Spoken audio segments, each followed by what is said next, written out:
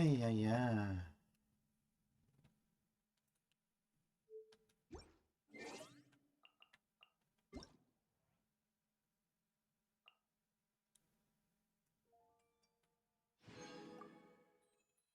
Meow meow. Meow meow meow.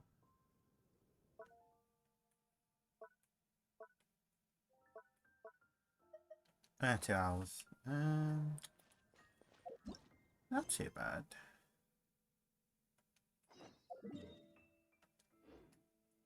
Next on the agenda. Can I help you? I have something to be made.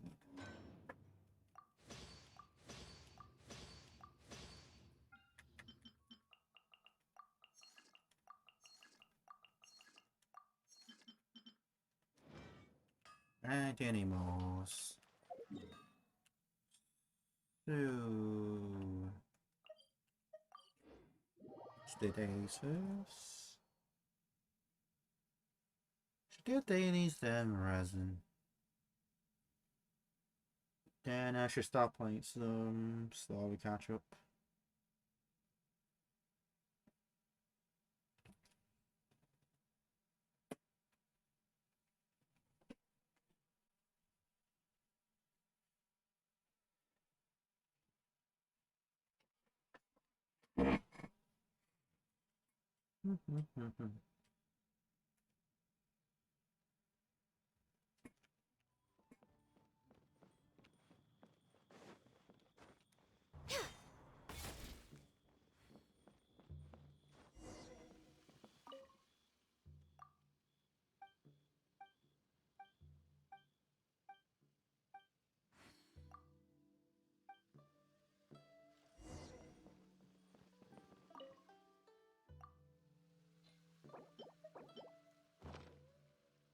Take these.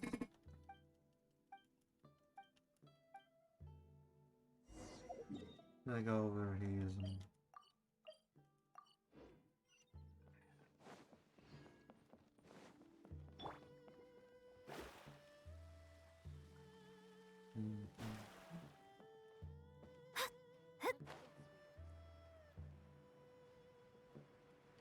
I do want a more bluer set of wings for morning.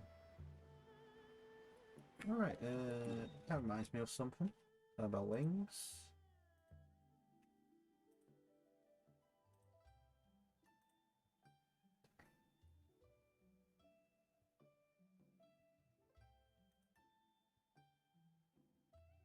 Uh,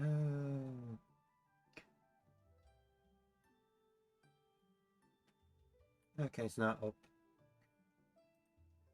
Just gotta keep track of that last one.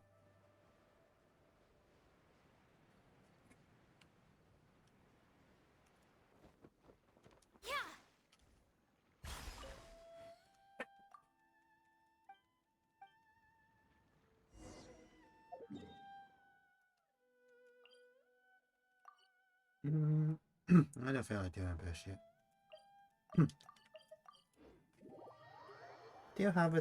I do have 2 teams that works. See how when the BP ends.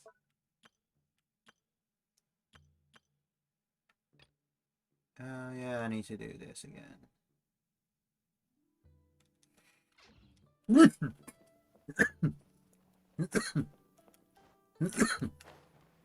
Hmm.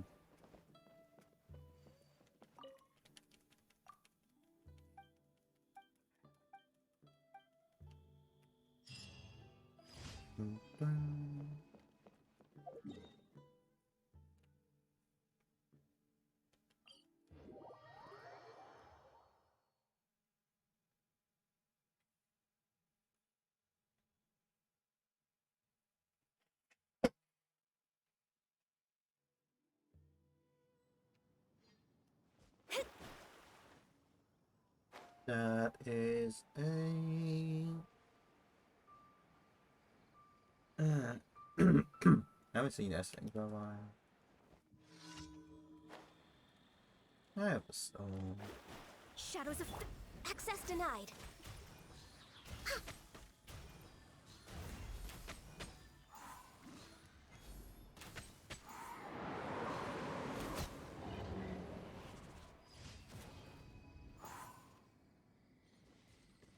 No drops. No drop it is then.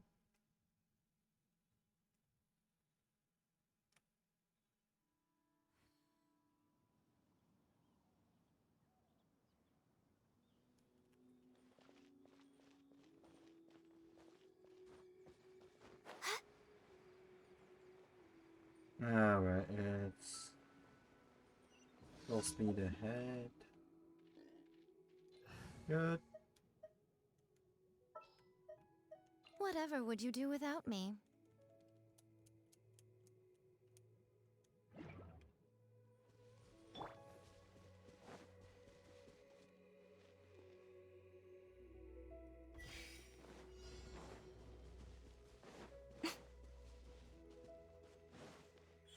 Right here. Stand clear.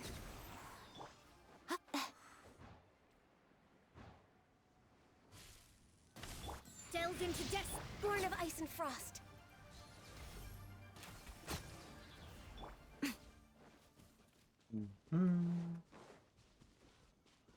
Right now. Emerge. Right now.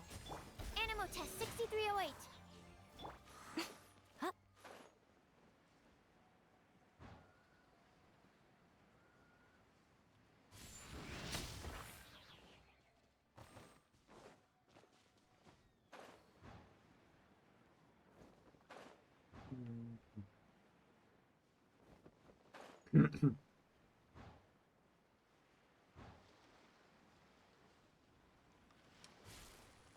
Right here.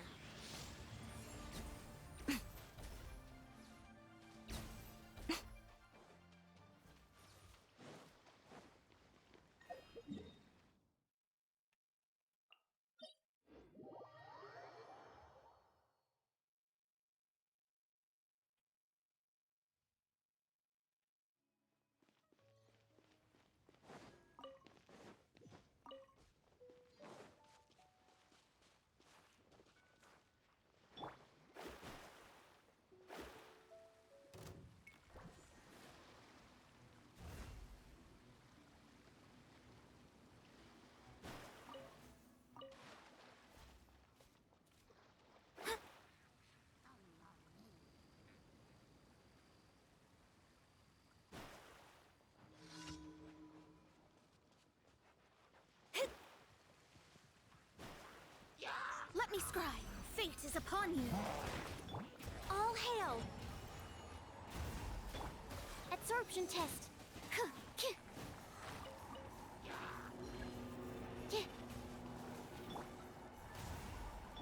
Access denied.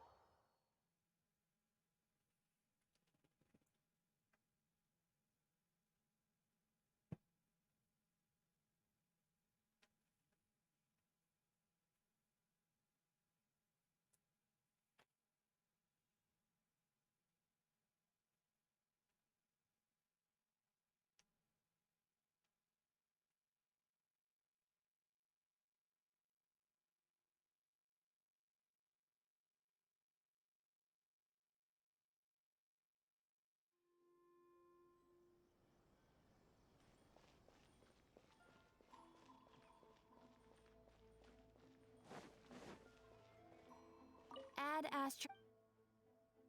Thank you for We're way behind schedule.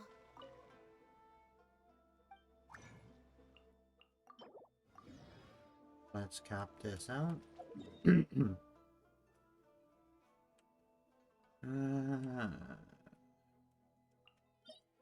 Guess I want emblem still.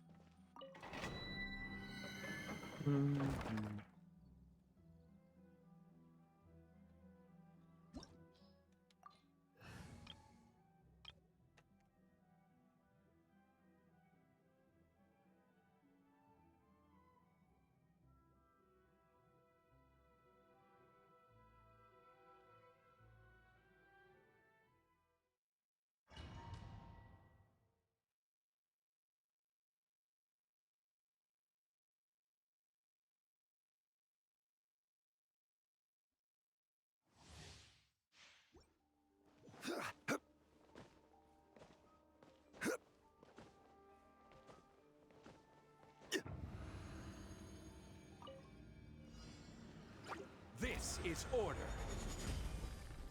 Solidify. I'm going in! Let's light it up! You're toast! Dawn, break forth.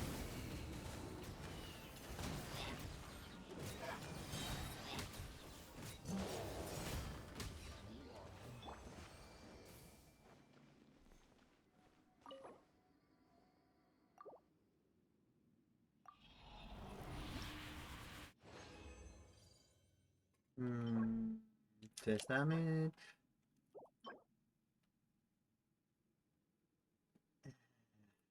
Oh, piece. I really would want that crit rate on top. Really hard to get 4 lines.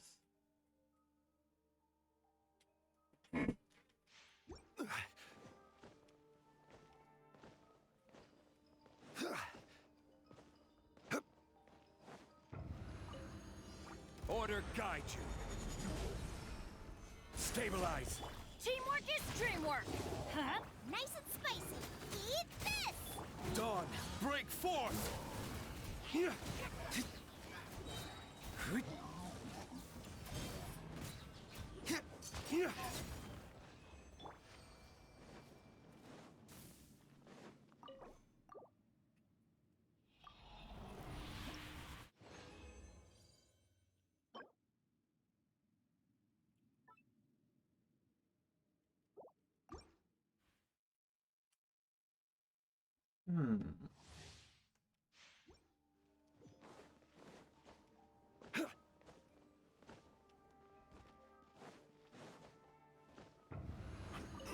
This is order. Gather. Everybody stand back! Out of the frying pan, into the fire! You're toast! Dawn, break forth.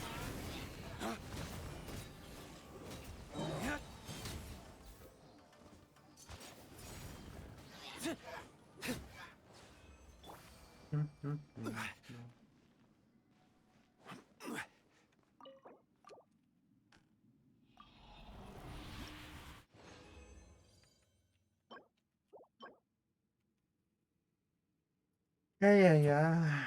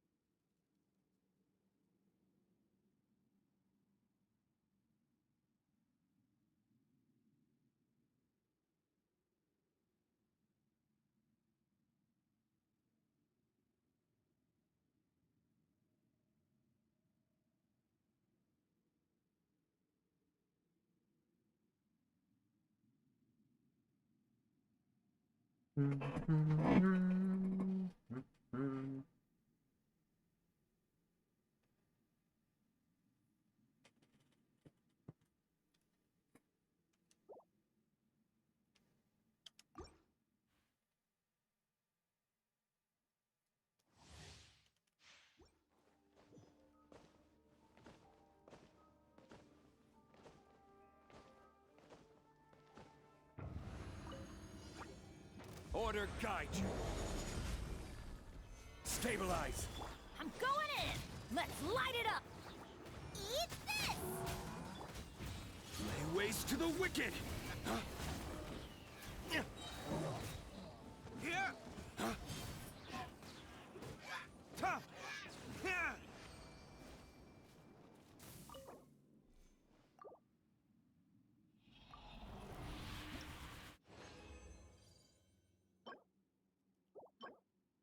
Yay.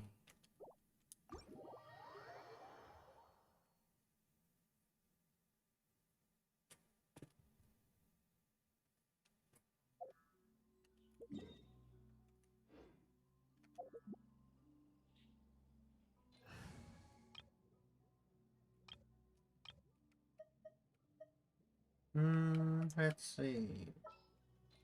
Ring Traveler. Time Bring to that broaden the horizons heater. again. Air Rider would do. Take heart. Victory will be ours. Yeah, let's bring the Traveler crew in.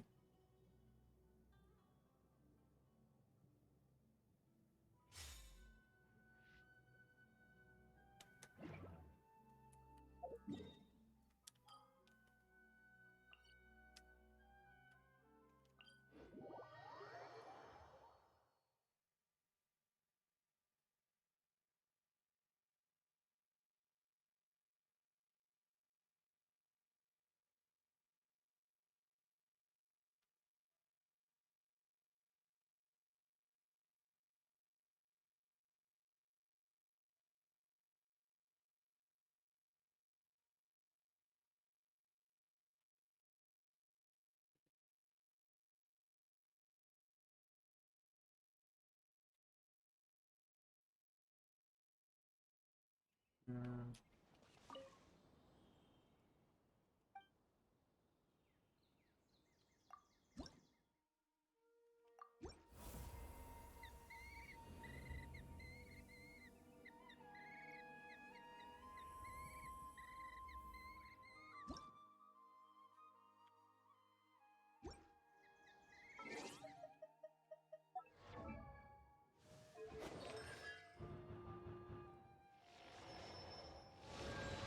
Hey, yeah.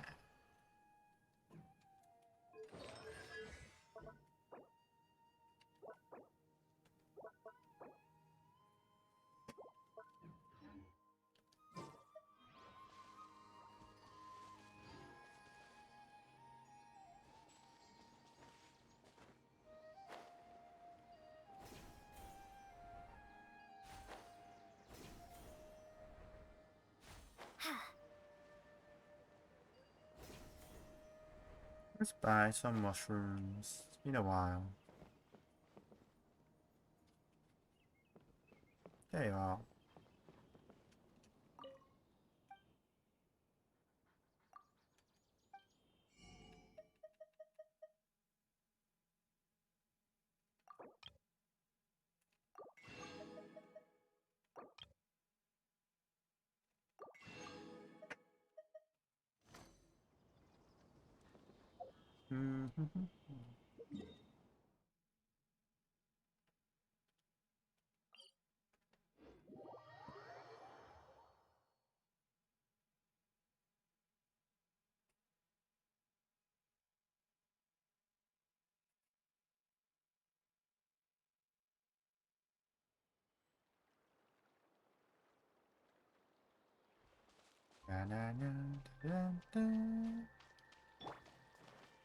I still got Aranaras to find.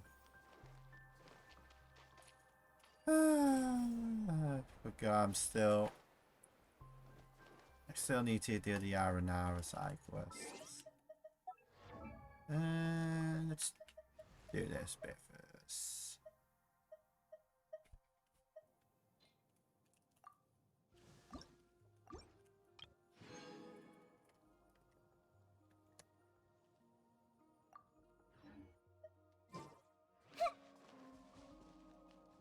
Na na na na na.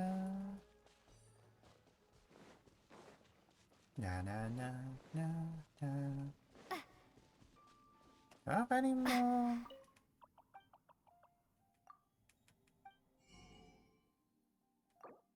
Oh, I can't do it.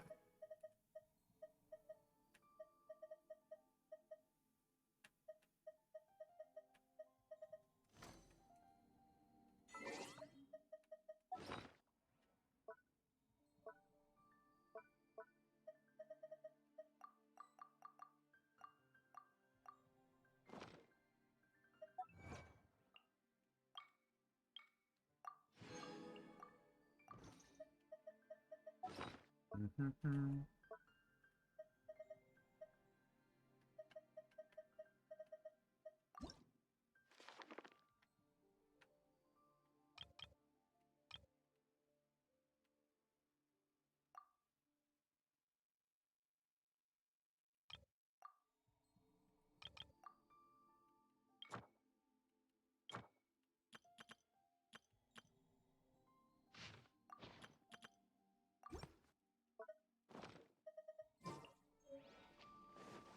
Na na na na na.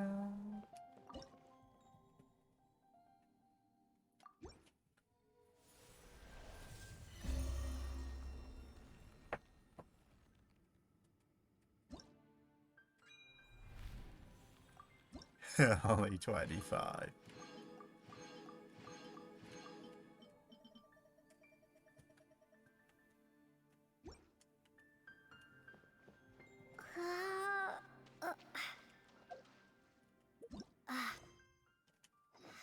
Well, I just need a quick little break.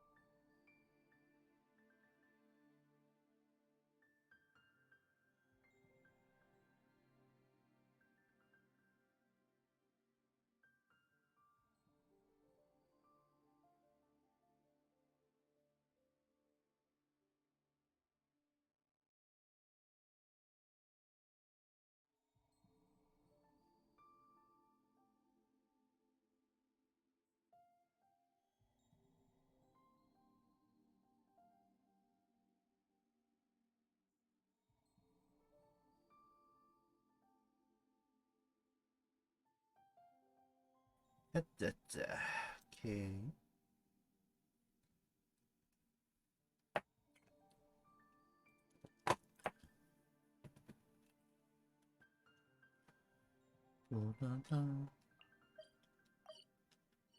Ah.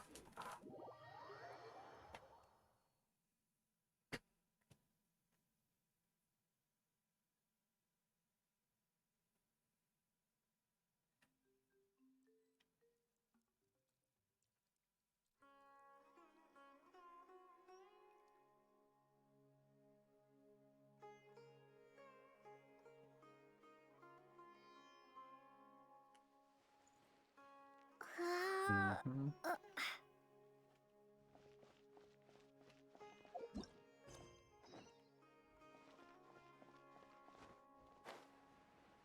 Hoppy hop. Alright, I guess I'll go with my textual criticism and your editorial direction for the first draft. I have a feeling that the missing Kabuki Mono will end up being the main focus of this paper. If only we knew where to find that traveler. From what they say about her, this seems like the kind of thing she'd know about. Looking for me? Oh, you're the traveler, you say? But you're the right one. Hey, what's with that face? Don't believe us? If you don't believe me, I'll go. No, of course I believe you. Actually, I first heard about your great exploits when I was still in Inazuma. This is my first time coming face to face with you and your mysterious silver-haired companion.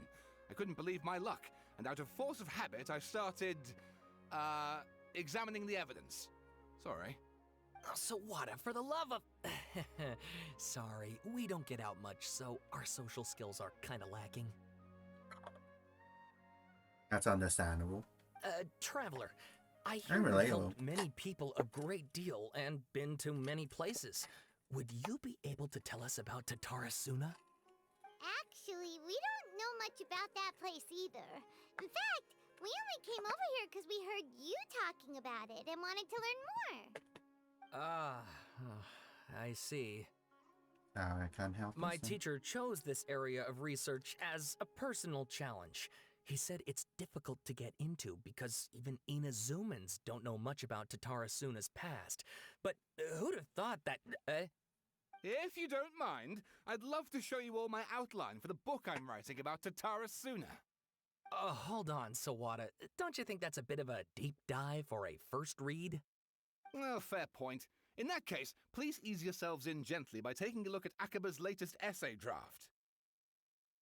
Let me give you some background. This all started with the discovery of some records in Tatarasuna. The writings mentioned someone by the name of Mikoshi Nagamasa, who crafted a fine blade. But in the end, he threw it into a fire to destroy it, and killed his servant Katsuragi. Why? Well, no one knows. Apart from the swordmaker, his servant, and the one who wrote this all down, the records also mention a Kabuki Mono. This seems to be an Inazuman word for an eccentric stranger, someone who dresses funny or acts in an unusual way. That's right. Akaba's teacher has spent quite some time researching these events on the ground. This Kabuki Mono lived in Tatarasuna for a while before disappearing without a trace. And shortly afterwards, as Akaba mentioned, things got pretty ugly. So first this strange person goes missing, then a murder happens? Seems kind of fishy to Paimon. Yes, my thoughts exactly. So I helped out too. I asked everyone I could think of if they knew anything about what happened back then. And wow, did I get lucky! Stop shouting! This part's important. I just wanted to make it stand out. It just so happens that a friend of mine works at the Government Records Office. He looked into it for me, and I can now confirm that all the aforementioned individuals did, in fact, live in Inazuma over 400 years ago. Even back then, Tatarasuna was already at the center of Inazuma's smelting industry. The man in charge was a government official named Niwa. Curiously enough, it seems like he went missing too.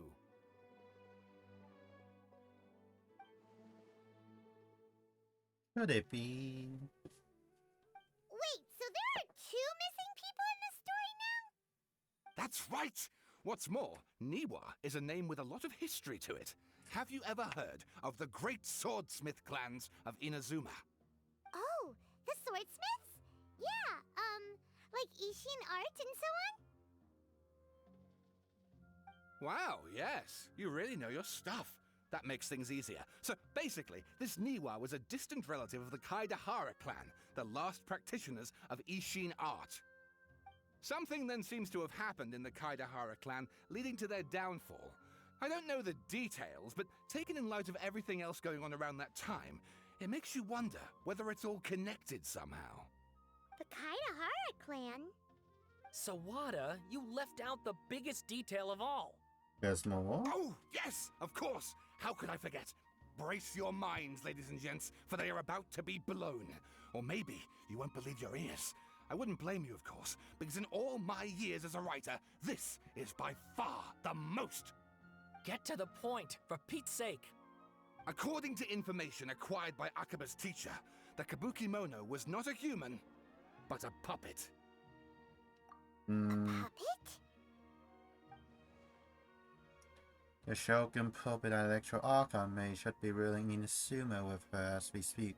Could it be her? Kabukimono has to be the balladeer. What was he doing 400 years ago in Tatarasuna? Aha!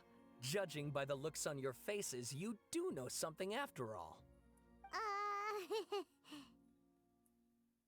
Clara Paimon hopes she keeps her mouth shut. No! Paimon just meant, how creepy. The way you described it makes it sound like a ghost story. I agree, it does. But considering that non-human races in Inazuma are by no means uncommon, spooky events are to be expected. And that's exactly what my book is about. Please, take a look. Over Savannah, the Eye of Darkling Cloud, Extract 1. Amanda arrived in Tatarasuna around 3 in the afternoon from Vice. He spied labourers walking along the mountain road toward the factories, their shoes scuffing along the jutting stones. They walked like people convinced that so long as they reached the fire raging in the mountain's belly, they might extract from it gems beyond price. The mood that the sight inspired was ineffable, beyond mere descriptions for those not present to witness it. The man bowed the chief a greeting and sprinted to join the procession. There, a towering character who stood half a head taller greeted him with a heavy slap on the back, and yet his words were filled with respect. "You might eyes to see me," said Miyazaki. "You cannot think that the return trip here from Inazuma City could have been easy on you." Miyazaki smiled like a young man taking the first steps on a journey, expression relaxed. "Why, Katsuragi, Inazuma is the realm of the almighty Shogun. I sail upon the fastest ships, strode upon the swiftest sea routes. What dangers could I possibly face?" "How about the good news?" "There was some." Naturally, the two burst into uproarious laughter. Roughhouse and the other workers in the past end. God, this is a really long extra. A young man dressed in a linen shirt and with a headscarf gazed into the dancing flames of the furnace before him.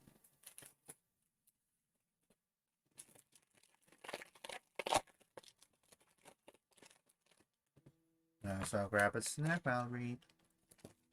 Now the flames of a forge are unlike any other, but the intensity affects the resulting integrity of both metal and blade.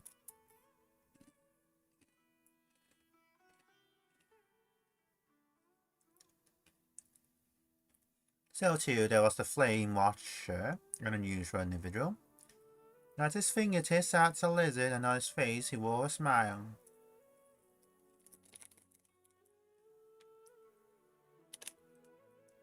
The workshop was huge, and the furnace was deeper within. A reasonable person might think that there should have been many working alongside the Watcher, yet he stood alone.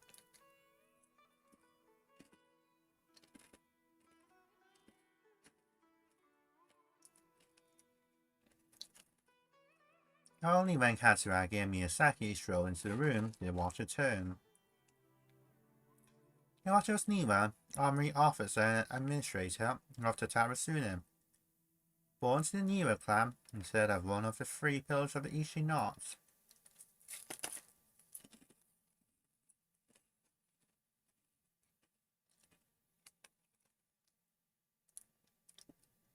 Niwa never argued with his siblings and was a worthy successor by all accounts.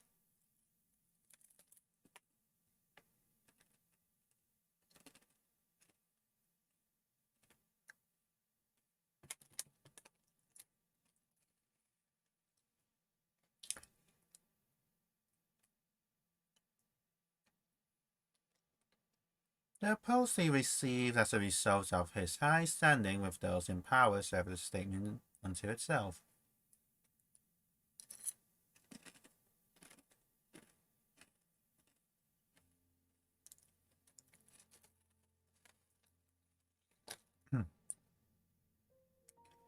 The post he received as a result of his high standing with those in power served as a statement unto itself.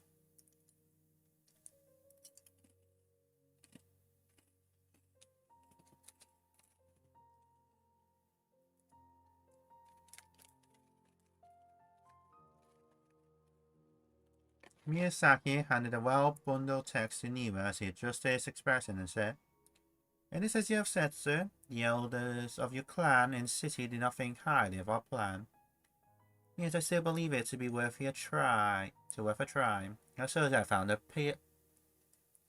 have found the proper fenders and procured the materials that you requested."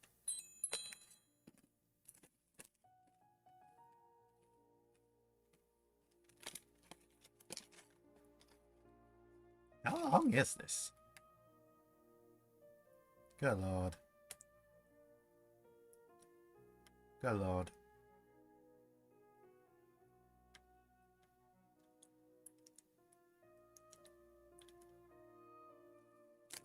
He studied the text and nodded. "You should try some of these new forging techniques. Whether Kaidahara says yay or nay."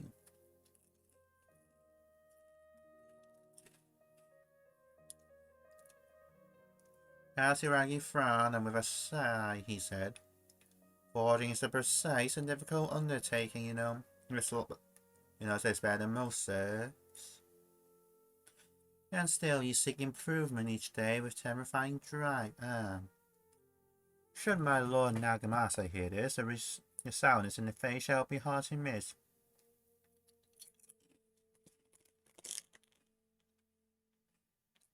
Niwa smiled, replying, "And how goes the forging of your lord's great blade, Katsuragi?" Katsuragi neither wanted to shame his master nor lie to his 2 friends, and yet could still not think of any way to deflect, and so growled, "I see your ears are as keen as your hands, Sir Niwa. Your jokes of us unlearned men are as nothing before you."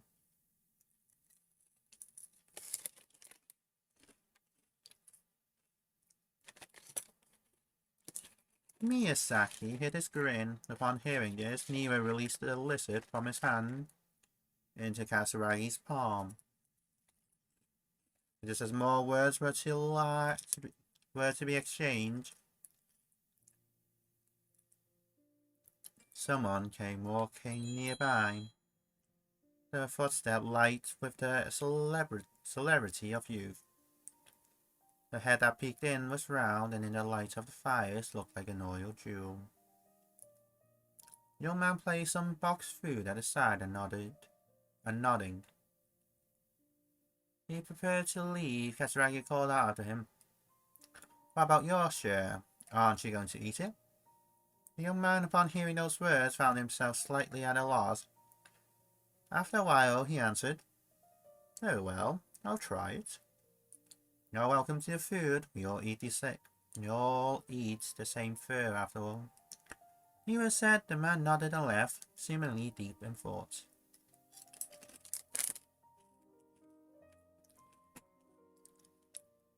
Extra 2. The Kabuki mono was by the coast.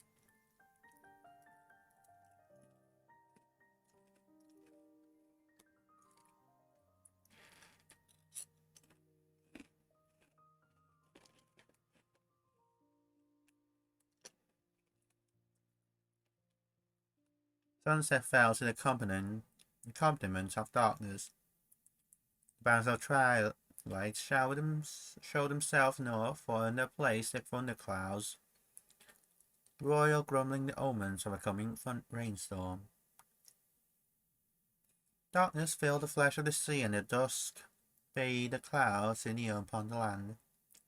Its supplication mirroring the kabuki mono, with knees bent and face pointed towards the waters.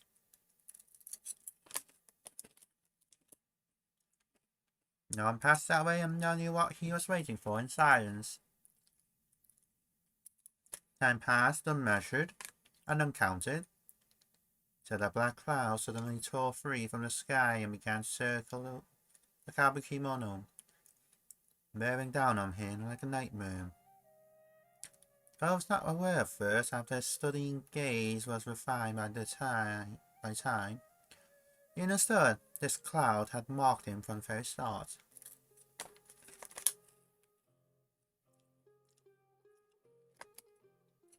Hellbound, the fishing boat drew near, the lights of its bow flickering in and out of sight, beneath falling sheets of rain.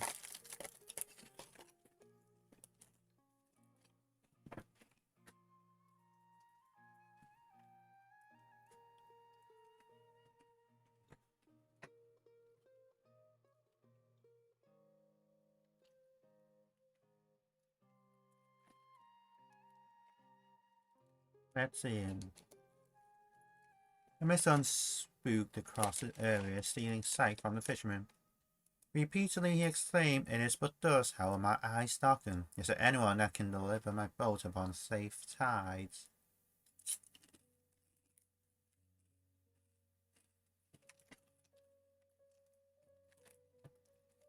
Like a falling spear, the black cloud reached upon the boat, destroying in its briefness of direction. Like a charging beast, it plunged into the shoreline, scant steps away. The kabuki mono stood idle, slanting his head, studied the grand wreck.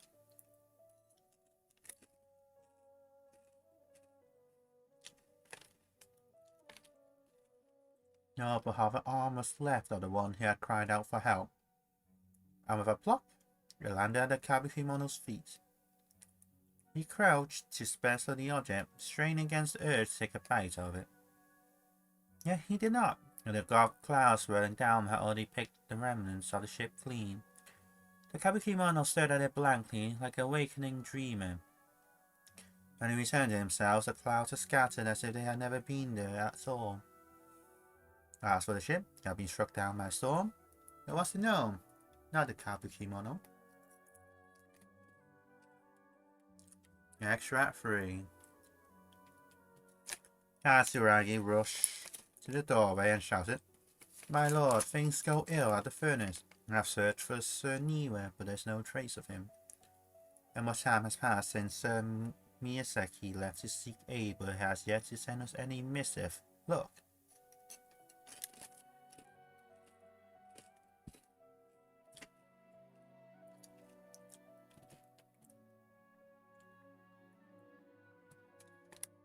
Mikoshi Nagamasa turned slowly, his face grave as one attending a funeral. He spoke then, his words heavy laden. "I wish not to say such words, Katsuragi, but Sir Miyazaki may never return." Katsuragi peered through Nagamasa's broad stiff shoulders beyond the windows. The cloud above boiled in waves of black, as if darkness now was the only weather. It might even morph into an abyssal beast and devour Tarasuma whole.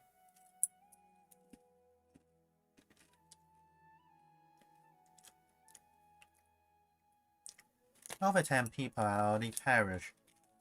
That was why Katsuragi recoiled at the stroke. Yes, I was coming back to him now. In drips and drabs, that was why they had to set out to seek aid. Miyazaki had been the first to set sail. The clouds had only just begun to form then. Travelling from Tarasuna to Inazuma to ask for support was normally no great feat. And yet there had been no sign of his return.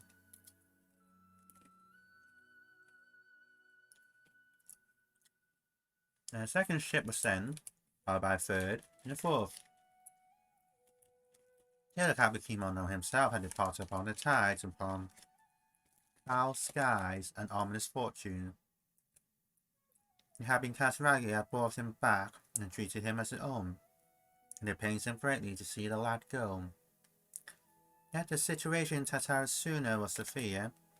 Even should they sacrifice more lives, it would have been worth it to gain assistance from Inazuma City.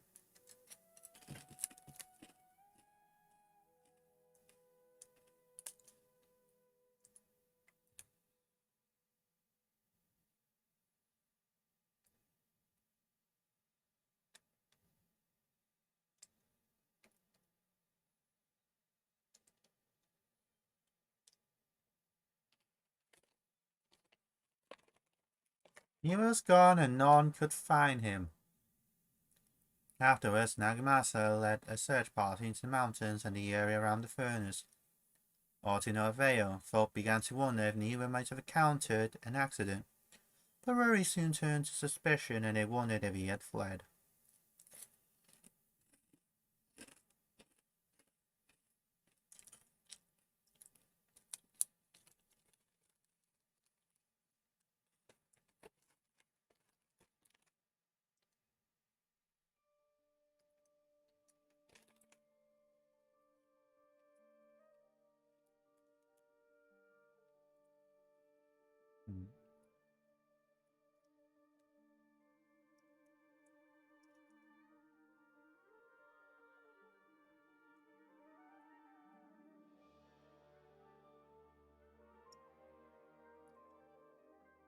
On reality based since having caused these incidents, the people grew ever more suspicious.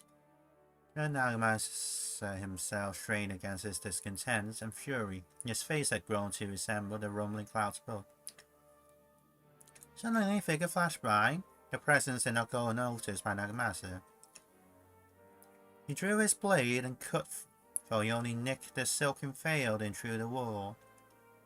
For a moment they swayed, and then like a marionette pulled by strings, they moved behind Nagamasa, laughing darkly. Are you seeking someone, my lord? Nearer, perhaps? Nagamasa bellowed in fury. You dare have addressed Sir Niwa directly. Yet the figure parted like mist before his falling blade, only to rematerialize beyond reach, not beyond sight. A ghastly apparition indeed. Was it you who slew my people? Nagamasa howled and charged, held back only by Kataragi's desperate grip. As the senses returned to him, he realized he was but an inch away from falling into the furnace. It seems the rest of the work remains unfinished. From existing text, however, it's apparent that this is a novel fantastical, colorful, sensible, all from imagination well utilized. Oh, and please read my essay draft as well.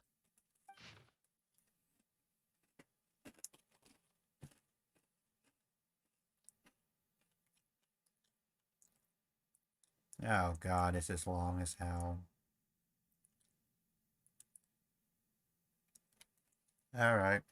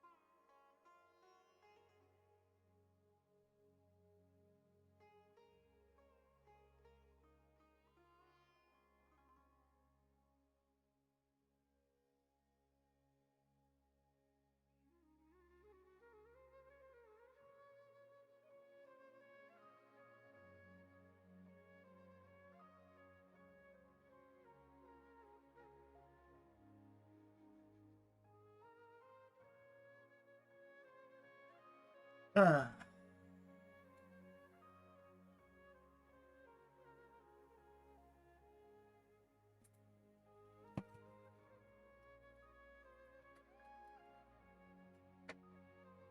Yeah. So much reading to do.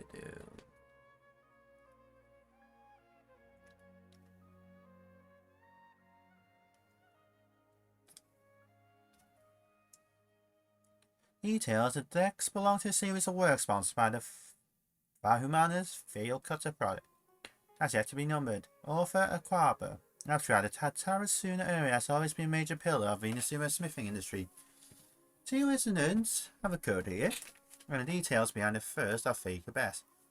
I believe, however, that there might be a hidden history behind the event that transpired. As this paper will attempt to analyze what may have unfolded from the available data. Glossary: Tatarasuna area, riding Fulkadin, Mikoshi Nagamasa, Kabukimono.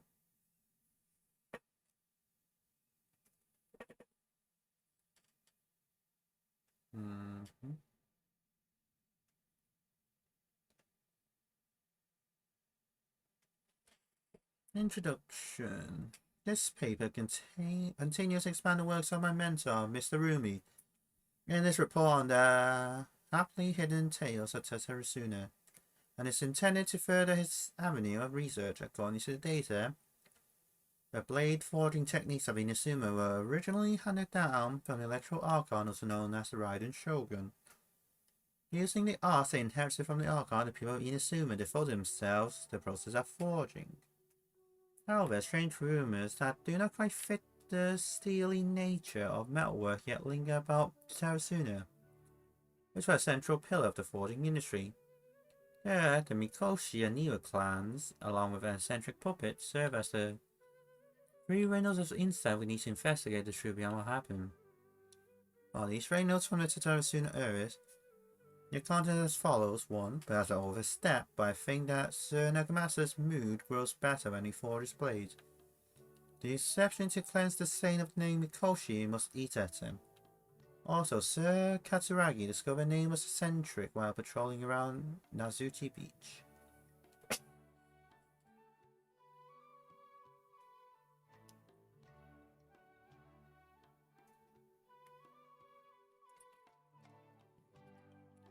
The inspector brought a certain number of jade steel ingots. Sir Katsuragi discussed matters of smithing deep into the night with the Face Armory officer. 3. We at least made a single Nagamaki. We call it the Dai Tatara Nagamasa. The inspector was in high spirits, and he and the Face Armory officer were so taken by the beauty of the Dai Tatara Nagamasa that he drew a picture of it. And he performed a sword dance with that wandering eccentric. 4. When we could not find that eccentric, the inspector flew into rage and slashed Katsuragi. The great blade cut deep into the flesh.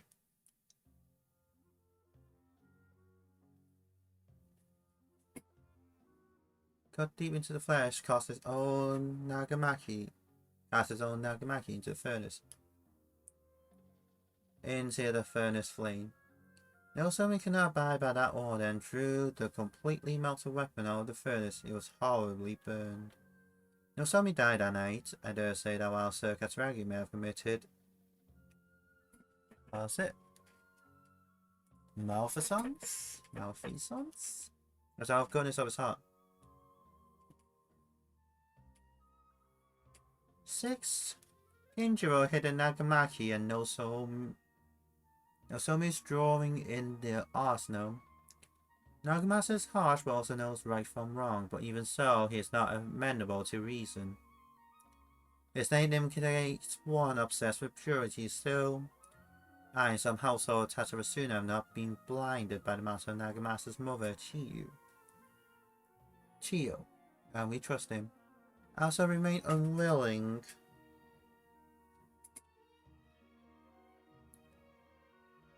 I also remain unwilling to forget the joy of creating the Daitara Nagamasa with him. Now join rotting the nameless eccentric perform the sword dance with Katsuragi. 7. Before we withdrew, we should have to find the arsenal key into 3 parts. 1 for the inspector, 1 for the army officer, and 1 to be left in the Tatarasuna itself to prevent theft. But we were in too much of a hurry, and neither the inspector nor the armory officer could be found. So I was so bold as to hide the 3 pieces within treasure chest into Tarasuna. The 7 notes mentioned prior have been scattered across the Tarasuna area. Among the 7 notes, 6 seems to be of good physical integrity, although they all look quite old. While the last one looks more recent, I believe that the first 6 notes and the last one are of different time periods. Well, the gulf in years between them needs to be verified. The content of the first 6 should also be related to each other, as the incident mentions are quite consistent with one another. Umiro mentioned the happily hidden tales of Tetrasune. Hereby known as hidden tales and the past, Marisa Suma had investigated the cultural histories of Tetrasuna and Inazuma.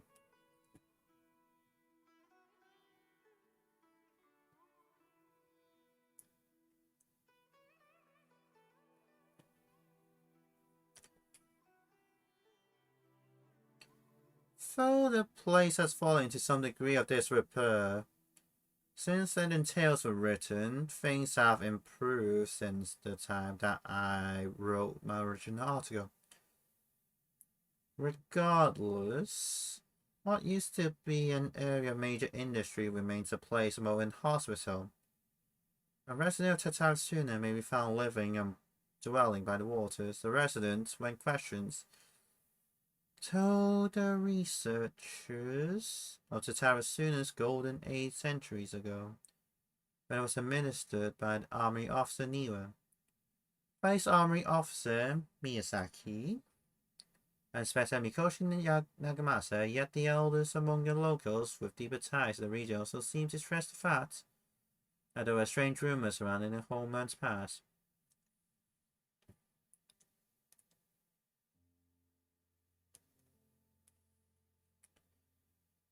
A great many of these rumors revolved around the yokai or self-evident characteristics of Inazuma folk histories. A very small number, however, mentioned the word puppets.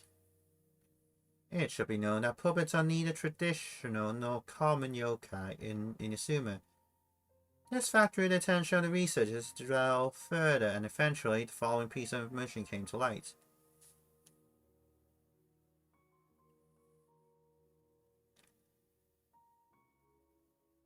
A puppet did once appear in Tarasuna. Its visage was elegant, its apparel impeccable, and the way it dressed hit all the joint lines on its body. If no one were to mention that it was indeed a puppet, it would be hard to tell all. Additionally, this puppet seems to possess special joint lines that would fade with time, potentially even disappearing altogether, which would perhaps eventually make the puppet seem entirely human. The name of the puppet was known to almost none. Some folk claim to have spotted it appearing around Tatarasuna, while others mention encountering it in the central region of the area. Some even claim that it would frequent the beach, tail spread of it standing beside the sea and gazing across the water to Inazuma City. What it was that the puppet was gazing remains a mystery. As mentioned earlier, the 6 notes all document a certain nameless eccentric. The eccentric can also be read as Kabukimono is usually used in Inazuma to refer a figure whose dresses or behavior in a peculiar manner. It is understandable, therefore, why this character would have left such an impression. Should the people of Tatarasuna indeed have had a puppet in the midst among incurring mass panic, it could possibly consider coexistence between yokai and humans in Inazuma at large, then the puppet would have very likely become a local resident.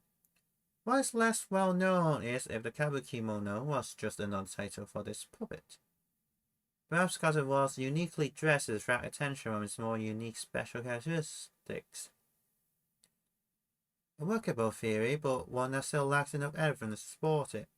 Still, it can be retained as an analytical lens of sort. A list of individual related to Tatsura has been compiled here based on historical documents from Inazuma. Scientific and administrative records are as follows.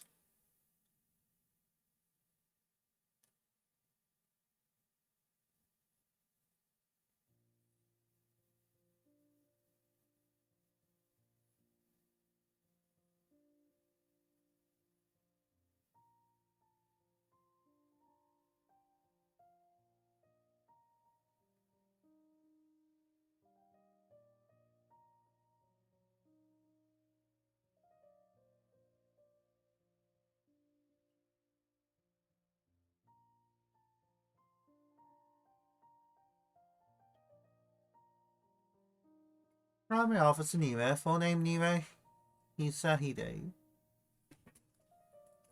He was the inventor of the Ishi knot and successor to the Niwa clan. His family, along with the Akame and Kadehara clans, were together known as the Ishin Sansaku. Record shows that Niwa was a modest, intelligent individual who displayed remarkable talent in the administration of territory and people. His eventual whereabouts are unknown, but was suspected to have left to Tarasuna with his family following the incident. Vice Armory Officer Miyasuki, full name Miyasuki Kanio, was Niwa's second in command. His origins are unknown. He primarily assisted Niwa in forging personal management. He was of affable temperament and had many friends in the region, including one Mikoshi Nagamasa. Inspector Mikoshi Nagamasa, the successor of the Mikoshi clan, adopted son to only warrior Mikoshi Chiyo, and a young adopted brother to Mikoshi Michihiro, also known as the Iwakura the successor. With his mother missing and abandoned by his brother, Nagamasa alone bore the family name, striving daily to wipe the shame from the history. Full record states that Mikoshi Nagamasa was a stubborn figure, was also noted to be a person of moral virtue and integrity.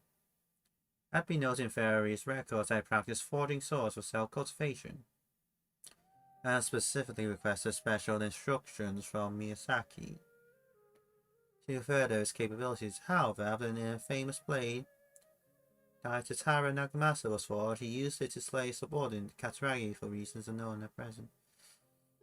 Subordinate Katsuragi. Katsuragi's full name and background remains unknown, despite all the materials I've sorted through. I have yet to find any more additional personal information regarding him. As well, Mikoshi Nagamasa's subordinate, he was a loyal warrior who had been saved by Nagamasa in his youth. From then on, he swore to stick by his hand through thick and thin, and to give his life in service to who was but asked of him.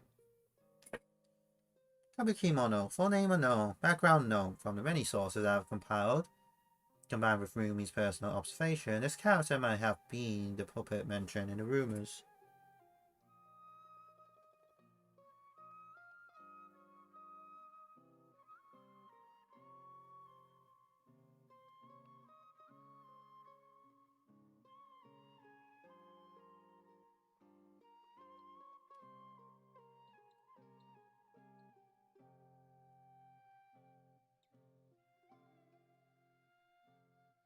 The Kabukimono was a figure of fashionable grace and gentleness. According to the hidden tales, he was brought back to Tatsarasuna by Katsuragi and became a member of the community. When the Kabukimono first arrives in Sarasuna, he knows nothing of cleaning, cooking, or any work of meticulous nature. The locals taught him the skills over time, showing him how to clean his attire, dance, and crafts. Small trinket. Records say that the Kabukimono was here when the Daitataran Nagamasa was forged. Though his trail ends before Mikoshi Nagamasa was. Records say that Kabukimono was there when the Nagamasa was forged. Though his trail ends before Mikoshi Nagamasa slew Katsuragi. I believe that the Kabukimono was indeed the aforementioned puppet, and that he quite likely had a hand in Katsuragi death. It seems that the rest of the play remains unfinished. One thing is for sure, though, a lot of thought was put into it. Sawada was encouraging me to follow his more creative approach, but I think essays should be grounded in facts. I don't think explaining everything away with mysterious forces will cut it. Oh, how about if I plug the holes in Sawana's narrative with political intrigue? Like, I could put a turf war between rival factions at the center of the whole series of events. Wait, you're allowed to just make stuff up? Pretty sure you've gone from essay to guessay there. Yeah, sounds more like a novel. Akaba, look. Your teacher has researched this extensively. I've reached out to everyone I could think of. Whatever information we have now is all that there is to know. This is as much detail as you're ever going to get. Besides, if there really was a political power struggle going on at anything like the level you seem to be suggesting, what hope would we ever have of finding out the truth? Good point. Okay, back to the drawing board, I guess. Give me some time. I need to find a new angle on this. I'll leave you to it. We have some other stuff to do, so we'll have to say goodbye for now. Good luck with your essay! All right, thank you. If you find out any more info about all this, please do let me know. Thanks so much.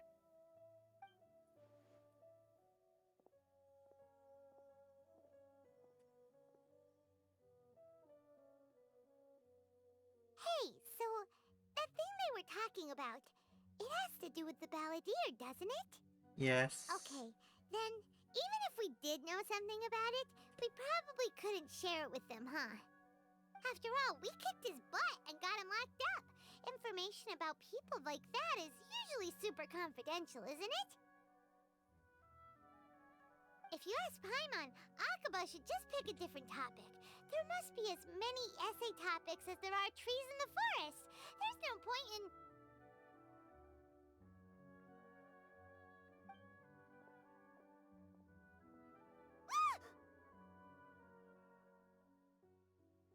What's wrong? Hey, did you see that? He literally just went by, over there. It looked like... the balladeer! No, it can't have been. He got locked up. Oh, quick, let's catch up and see. Yeah, it's not the wrong quest line.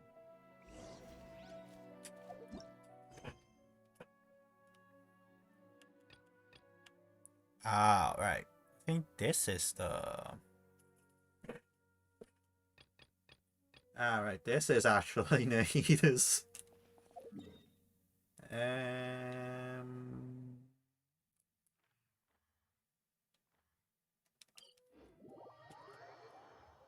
let's do that later then.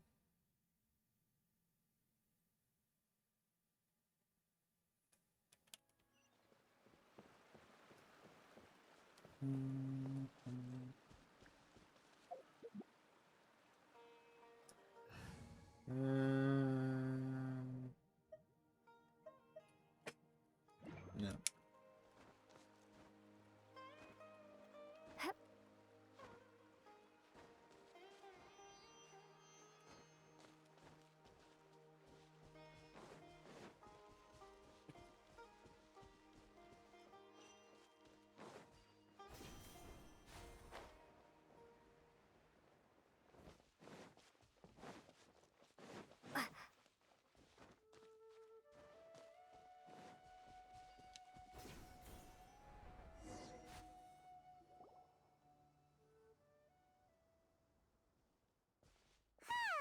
It's always nice to go for a leisurely stroll.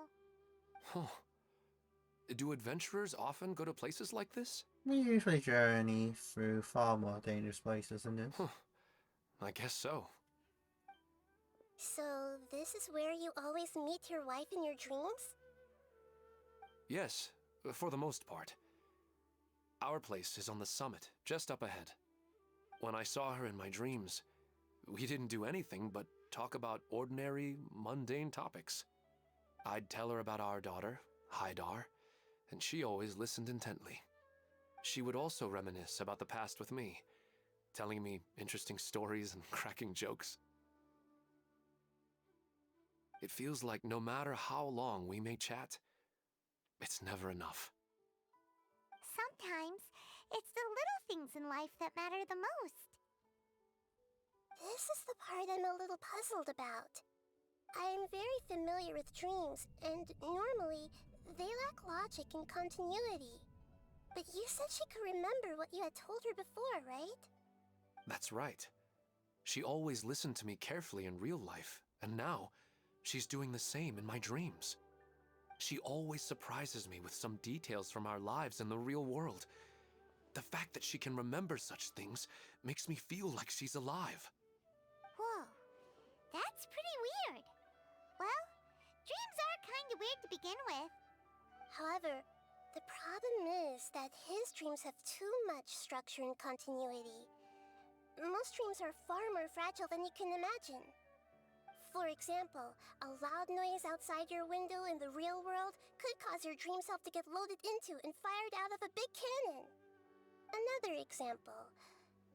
If you're thirsty in the real world, then you might find yourself trudging through a desert in your dream. But the appearance of your wife seems unusually stable and unaffected by any outside interference. Statistically, this should be extremely rare. I don't understand it either. But I have no reason to suspect or reject these dreams. They're too beautiful.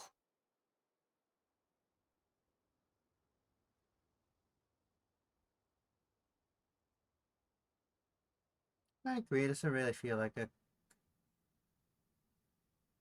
But I still want to figure out the how and the why.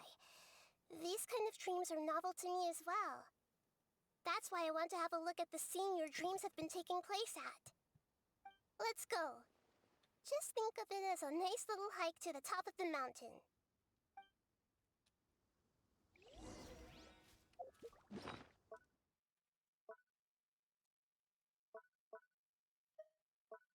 Let's put this back on.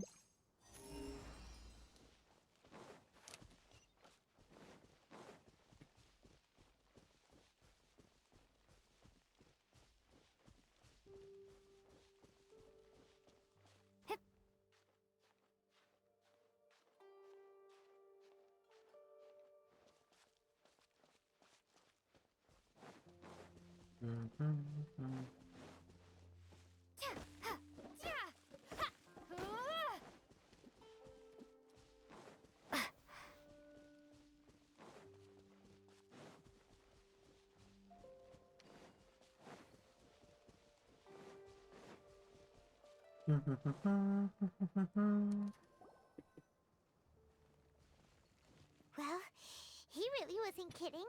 This place definitely isn't safe. No matter. We'll just finish them quickly. Huh? Are you going to fight too, Nahida? Of course. This is all part of our little trip.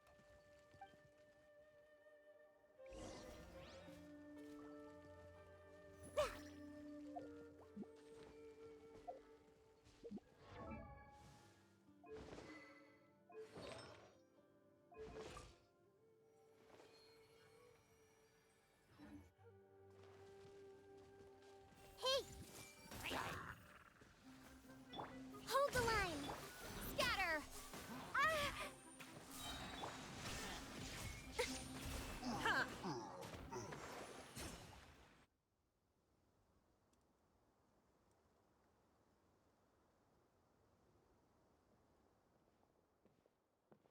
The scenery here is amazing!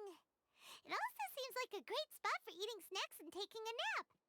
Paimon wouldn't mind spending some time here every day either. I've yet to see anything strange about this place. I do not plan to deny the power of longing. Such an intense but unquantifiable emotion could indeed have the power to organize dreams. His wife must be a really amazing person. Huh? Wait, where'd he go? Oh, so you are waiting for me here? Well, guess what? I've brought someone amazing with me today. When the Dendro Archon said she wanted to come with me, I could hardly believe it. I'll bring Haidar once I'm more familiar with the way here. She's been telling me that she really misses you. Huh? What's wrong with him? There's nobody there. Wait, Minar, don't go that way. It's dangerous. Uh-oh, he's gonna fall! Catch him!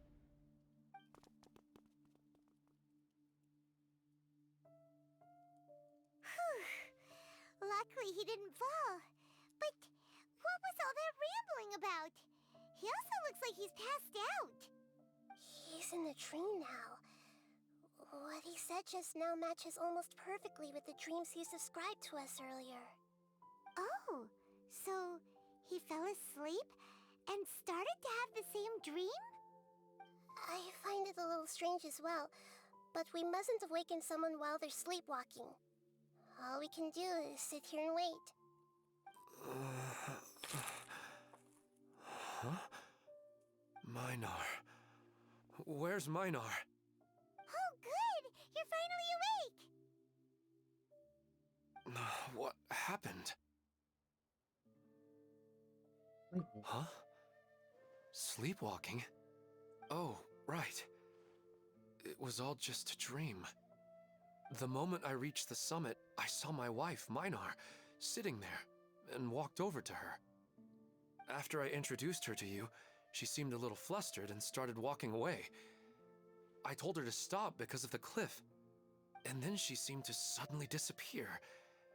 A strong wind started to blow around me and the sky grew dark. When I realized something wasn't right, I woke up. That sounds pretty wild. Maybe you were just too tired. I don't think so. I slept a lot yesterday, and I don't feel very sleepy now. Maybe we've affected the way his subconscious constructs dreams by following him here. Anyway, all that matters is that you woke up safe and sound. I think I know what happened now. I'm sorry. If it weren't for you, I would have fallen. Let's head back now.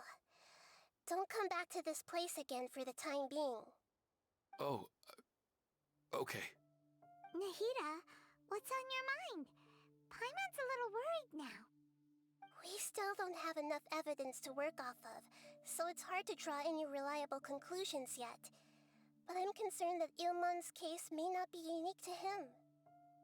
Oh, right! Come to think of it, there were lots of people from the event who had vivid memories of their dreams. You missed phenomenal red. Ready spread. Right. And not only at a moment of dreams, there may be people like this all across Sumeru. We need to understand what's happening and the rate of its development as soon as possible. Then there's no time to lose. Let's head back. Stop standing there, Ilmon. Let's go.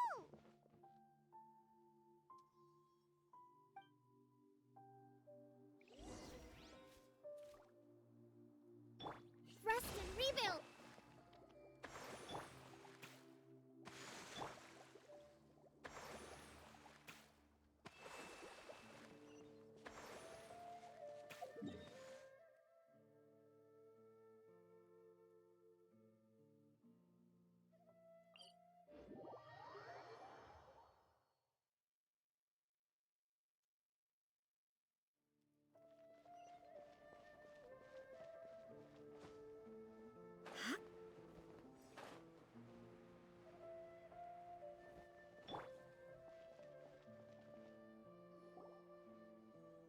Oh, you're back already.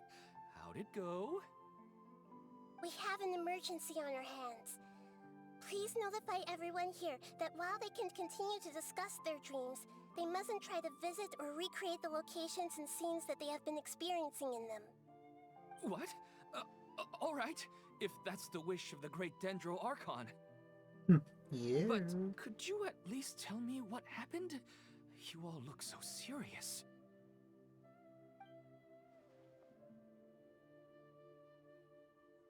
I see. I never knew even a dream could be so dangerous. Don't worry. I'll be sure to notify all the event participants and inform the other staff members about what has happened. Using the event registration list, I should be able to contact more people that were interested in dreams and warn them about the situation. Thank you. That would be very helpful. Let me confirm if all of today's participants are still here. Atta has already left.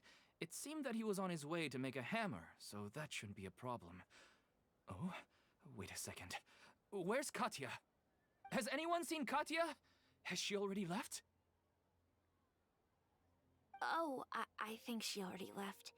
She said there was somewhere she wanted to go. Oh no. Did she want to look for the place from her dreams too? Can you tell us where she went? Yes, she did briefly mention it. Somewhere near Chatrakam Cave. Alright, thank you. We'll go look for her. Please help us tell the others not to do anything reckless. Sure thing. Who would have known things would have turned out like this? Why isn't it working? I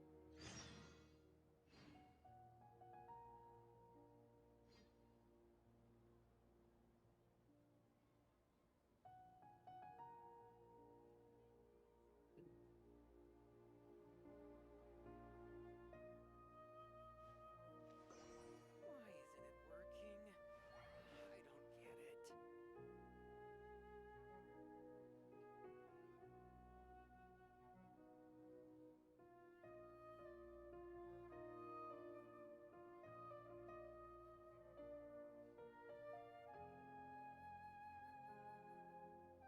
Hmm.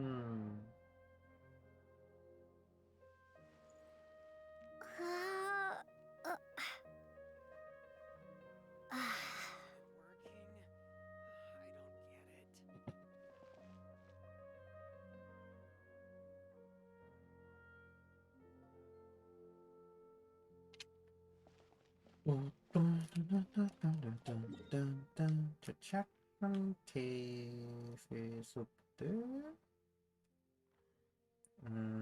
It's not too far.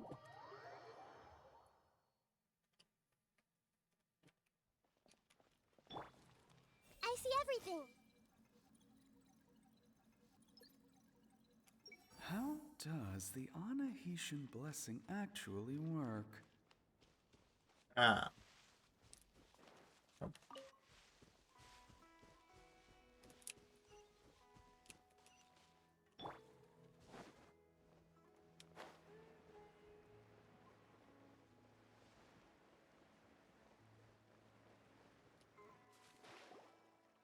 Look! She's sitting over there! And surrounded by monsters! Come on, let's rescue her!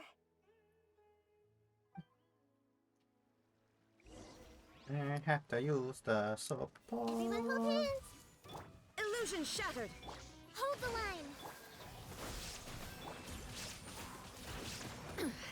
Insolent! Yeah, yeah, yeah! Oh. Shine down! Ha! Ha! She seems to be in the same condition as Ilman earlier. Yes, but luckily she hasn't been injured or jolted awake yet. Let's carefully move her somewhere safer. See you tomorrow, Professor Aisha. Huh? Why am I back here again? You were dreaming just now. Dreaming? But what about Professor Aisha? Oh, I see. It was all just a dream. Well, that makes sense. After all, it hasn't changed a single bit. Huh? What's it? Nearly 20 years, and it still hasn't bloomed.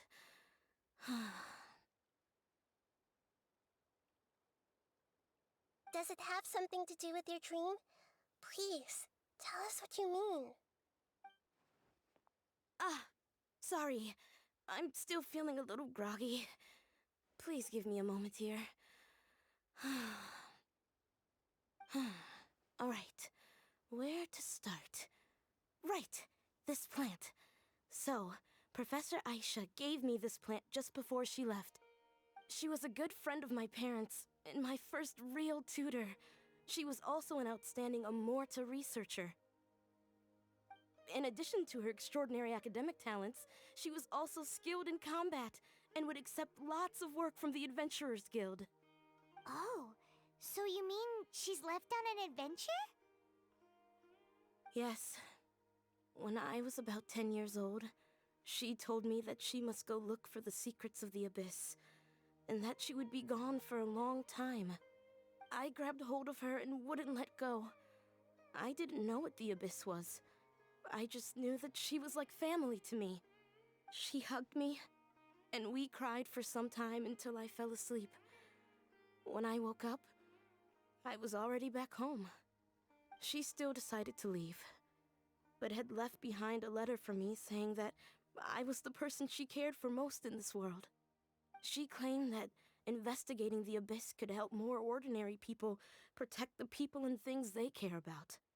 She had obtained some important evidence during her past adventures. If she didn't set off right away, she might miss the perfect opportunity. Guess Ad Astra Abyssosque isn't just a slogan. She left a seed in the letter, telling me that if it sprouted and bloomed, then she'd come back no matter what sort of risky situation she was in. She said she looked forward to seeing me all grown up. But strangely, I've tried watering it, feeding it, everything I could think of, but I've never been able to get it to bloom. I even went to ask the Immorta researchers, and they couldn't explain it either. May I have a look at the plant? Of course. I was hoping the great Dendro Archon could help me solve this problem. Let me see. Uh, oh. Huh? We've never seen that look on Nahida's face before.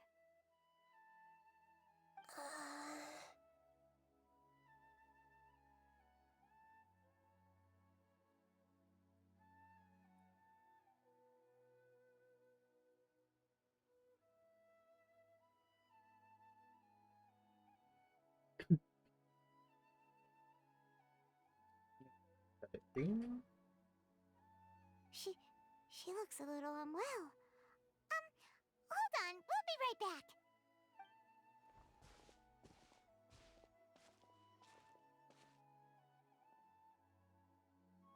What's wrong, Nahida? You can't tell what's wrong with the plant either? No, I immediately understood what's happening with that plant. I'm just not sure if I should say it. This plant is not known to the academic world. It's a new species that our teacher managed to cultivate by some special means. Judging by its features, I can tell from the moment it sprouted it'll never be able to bloom. It can't be. It means that this Professor Aisha she keeps mentioning might have foreseen the danger and was prepared to never return. From my experience observing people, she would undoubtedly regard this as a brutal revelation. When forced to confront such brutal truths, people may break down into tears, talk nonsense, or lose their tempers. I know she has to face the truth, but at the same time, I don't want to hurt her. Tell me, what should I do? Yeah, that's a tricky one. Seems like you've already got a good idea of the feelings she might experience. I'll tell her. But wouldn't that mean I'm just pushing it all on you? What if she just gets angry at you instead? It's alright. There are all kinds of people, and the examples you observed are just the most extreme cases. There's always a way to work through it. Okay. Thank you. Let's go back and tell her.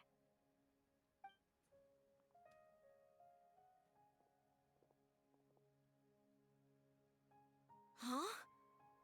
It'll never bloom? But how's that possible? If a plant is unable to bloom, doesn't that mean it can't reproduce either? All that's left for it to do is slowly wither away. It seems like that may be exactly what your teacher intended. Are you saying She never intended to return? Seriously? So everything she said was a lie? But she meant well. Since the separation was inevitable, she hoped that you would be able to come to grips with such a cruel parting a little later in life. She really cared about you. Yeah, her love, care, and attention to you, all those warm moments were real. I guess she had hoped that you could understand and respect her choice after learning the truth. I see. Sorry, I don't want to sound ungrateful, but it's just so much to take in. The dreams are so beautiful. Yet reality is heartlessly cold. I really thought she had come back. I had so much to tell her. I can understand. These dreams may not be as pure and beautiful as they seem. Some kind of power may be exploiting your feelings. Really? Yes. So with that in mind, until our investigation is completed, please return to the event and ignore any further temptations from your dreams. I see. Thank you for rescuing me, and sorry for the trouble. Luckily, the plant didn't get hurt either. Otherwise, I wouldn't have anything left to remember her by. Thanks, Traveler and Paimon. She seems to have finally accepted the truth, but I think she'll still need a long time to come to terms with her feelings. I saw her waver the moment you mentioned love. It was almost like a gentle rain, arriving just in time to put out a fire that was about to spread. It's because people have something called empathy. Empathy? I see. This is valuable knowledge indeed. By the way, you said there may be something that's trying to exploit their feelings. Any idea what that might be? Yes. What's common between Ilmon and Katya's cases is that they've both lost someone dear to them. And now, they get to meet the people they cherish in their dreams again, and the people feel more real than anything a regular dream could hope to create. Instead of interpreting it as a result of their longing, I have to consider a more antagonistic explanation. Someone is taking advantage of their longing. What would be the motive? Yeah, they're just causing these people to dream. What are they after? This is exactly what we need to investigate. Anyway, let's pay another visit to a moment of dreams. I have a bad feeling about all this. I hope things haven't gotten any worse.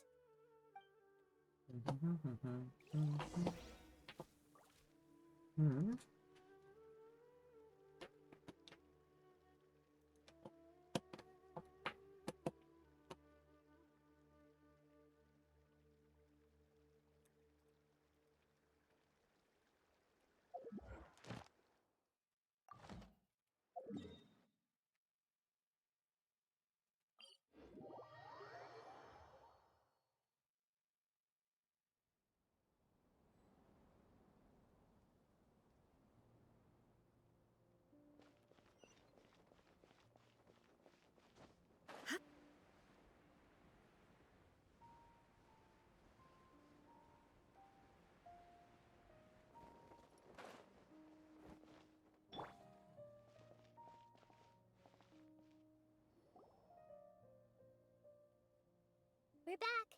How's everything here? I am so sorry, Great Dendro Archon. We're still trying to figure out how to explain the whole thing to everyone. Because of your warning, we've brought dreamers here even if they were completely unaware of the danger. But some of them have already fallen asleep, and they haven't woken up for a long time. I fear there's nothing we can do about it.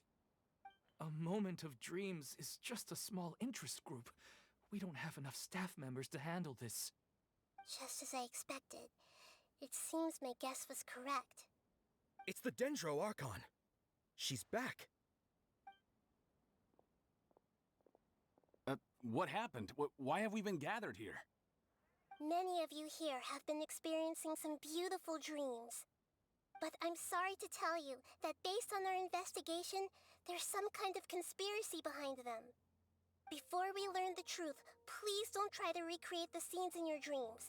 Whatever you see, don't be tempted by them. Huh? But I don't think it's a big deal. Aren't we just dreaming? It's not like dreams will have an effect on others. We've already met 2 people who ran off to the countryside alone and got caught in dangerous situations by falling to the temptations in their dreams. That's right! These aren't just dreams! It's serious! All right, I get it. So does that mean once we have some conclusive results from the investigation, we can continue to enjoy these dreams? Yeah, I still want to visit my sister in my dreams.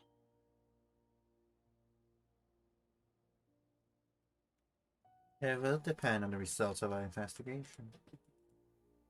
I'm sorry if what I'm about to say sounds a little offensive, Great Dendro Archon, but we had a discussion with the folks who just arrived here.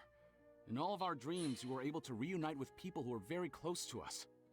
They all seemed as if they were alive again, which makes us reluctant to wake up.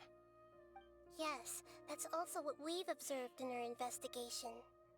So if the results of this investigation would mean an end to those dreams, that'd be quite cruel to us. All of us understand the danger, but perhaps you can't quite understand just how much those people mean to us. I don't think everyone will be on board with the plan to abandon these dreams for good. Before the conclusion of the investigation, they'll at least want to meet the people in their dreams one last time and say goodbye. We've never had such a difficult situation before. It appears that not many people are willing to cooperate. So they still want to return to their dreams despite knowing the danger? Everyone has their own perspectives. Not as clear as they use right now, you know. That's right. Compared with these sweet and beautiful dreams, our warnings of danger are dull and emotionless. It looks like the situation will inevitably spiral out of control. The more time we waste, the more people will ignore our warnings and return to their alluring dreams. So, what should we do? Seems we have to go into a dream and find out the truth for ourselves. Pedrush, is there anyone here who's experiencing a marvelous dream right now? Let me think. Yes, this way. Good. Please take us there. This lady refused to heed our warnings and fell asleep here a little earlier.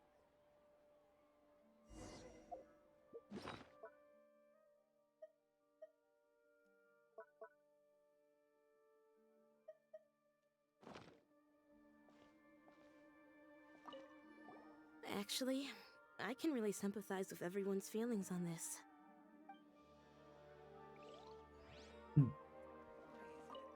Sorry, I might have spoken a little out of turn just now. I just think that the gods really don't understand us sometimes.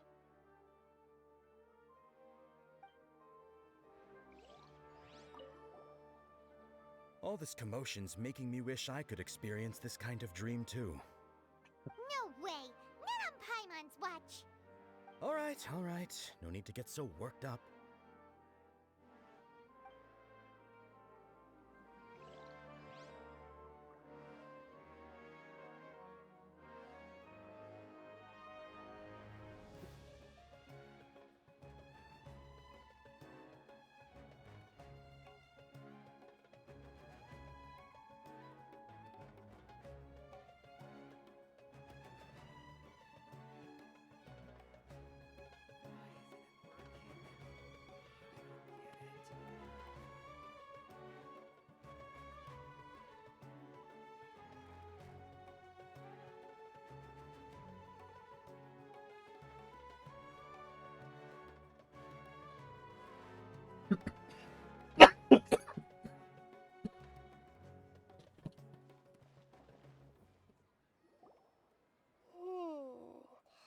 She's only asleep and hasn't started sleepwalking.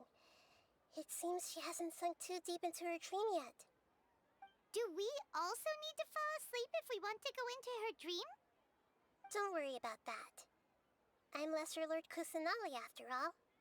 Now, don't be nervous. Just close your eyes.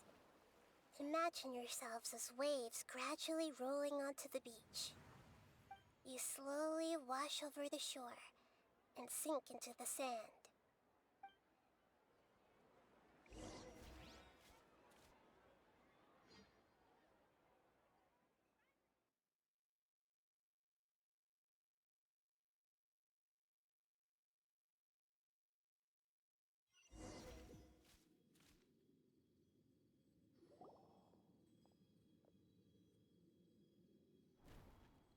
What's wrong, Traveler? You look a little disoriented. Seems this whole dream situation is getting to me too. Really? Paimon didn't notice anything. Anyway, seems like we've made it into the dream. I thought we would arrive at some familiar scene, but we seem to have landed in a completely unfamiliar place. Whoa! So many giant plants! Even in the sky! Amazing. Theoretically, we should have gone straight into Debbie's dream. Things do seem to have gone a bit sideways here. Anyway, let's see if we can find any leads.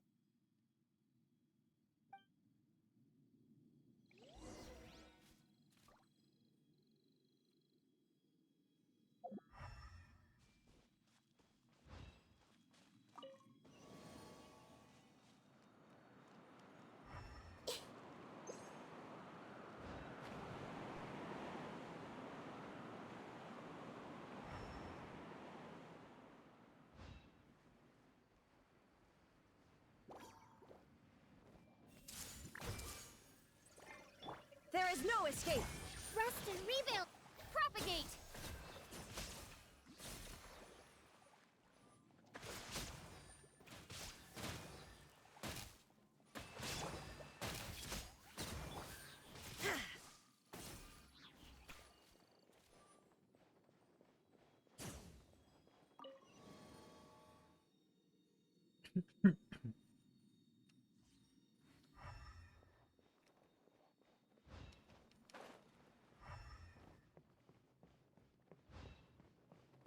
Illusion shattered!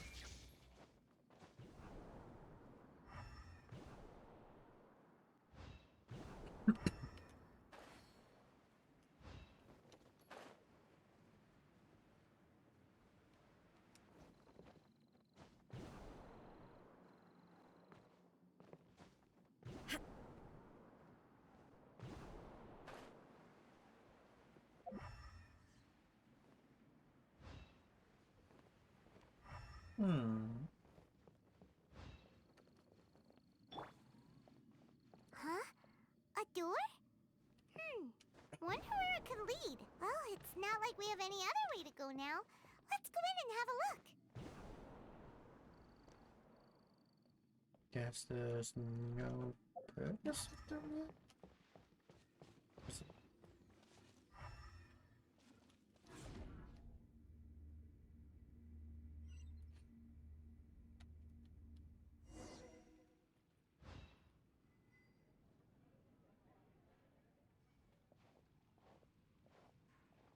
Hey, this place looks familiar. Isn't it Puspa Cafe? Oh, Paimon sees Debbie. She's right over there. Looks like we've come to the right place. These alluring dreams often portray a scene from real life, which concurs with our previous findings. Really? But what about that space we were in just now? Maybe it's like some kind of... You can't mean this is another collective dream? Yes. Given that so many people have been experiencing these beautiful dreams, I would say it's very likely that they're interconnected. Compared to an interconnected dream, independent individual dreams would be much harder to manage and manipulate. Ah, Paimon gets it now. Well, let's go talk with Debbie. Oh, but there are some other people next to her. Are they dreaming too? If this space is exclusive to Debbie's dream, then the others beside her are most likely the people she cherishes. Anyway, we should confirm that first, just to be sure. Huh. How do we do that? Just leave it to me.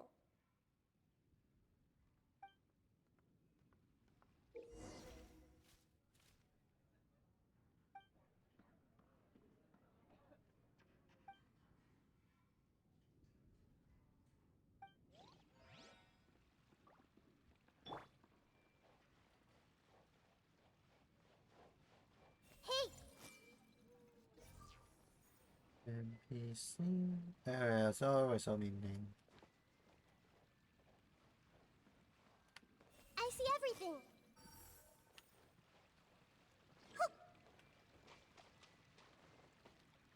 Blah blah blah blah.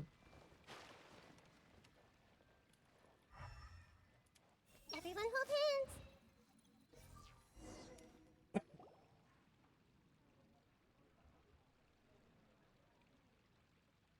Huh. How could they be? Well, I guess it doesn't matter. Huh? She sounds a little hesitant. I've confirmed that this dream belongs only to Debbie, because I'm unable to hear the thoughts of the other two people with her. So, this is the power of the Dendro Archon? Paimon had better watch her thoughts from now on. Don't worry. I don't often use my powers like this. It's rather impolite. Alright, I need to get myself ready. It won't be easy to break it to her, but there's no avoiding it now. The Great Dendro Archon! What brings you here? I'm sorry to interrupt your celebration, but have you noticed that what's happening here doesn't quite match up with your memories? I don't quite understand. Great Dendro Archon. What do you mean? I get it. The Dendro Archon is trying to say that it's a once-in-a-lifetime opportunity that we're able to gather here. Hey, how about a cup of coffee for all of you? My treat. We just returned from a fruitful adventure. Memories. A once-in-a-lifetime opportunity? Think carefully. You of all people should know what really happened to them. Are you sure that meeting here and chatting the day away like this isn't just a product of your own wishful thinking?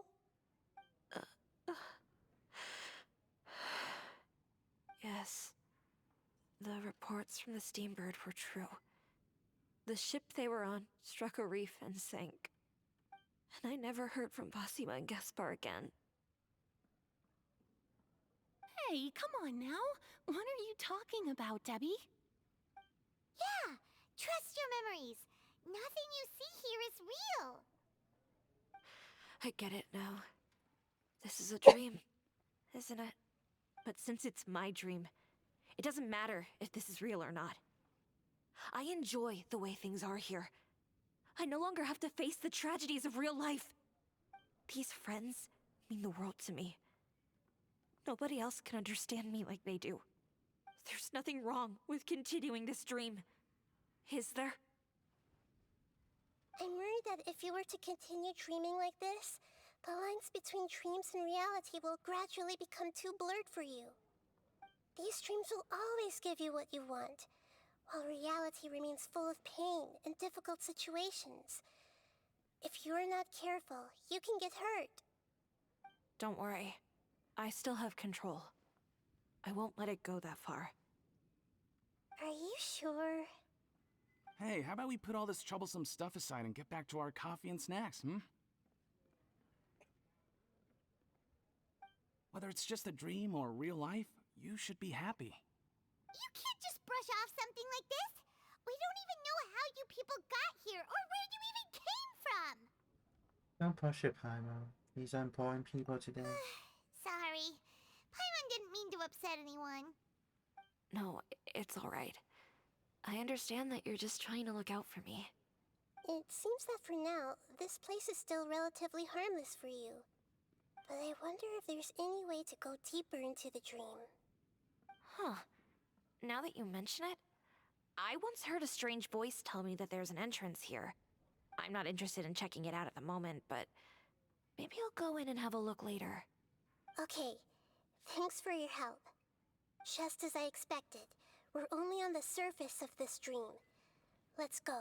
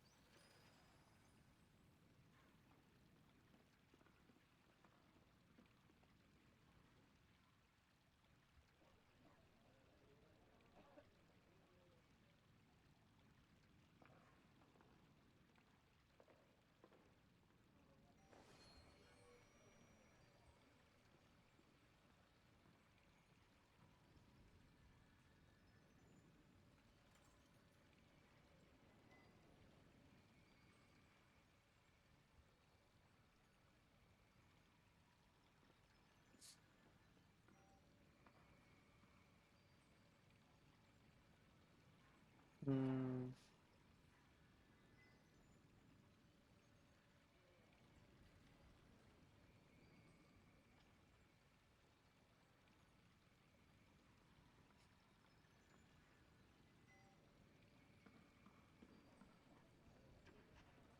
I need to do something.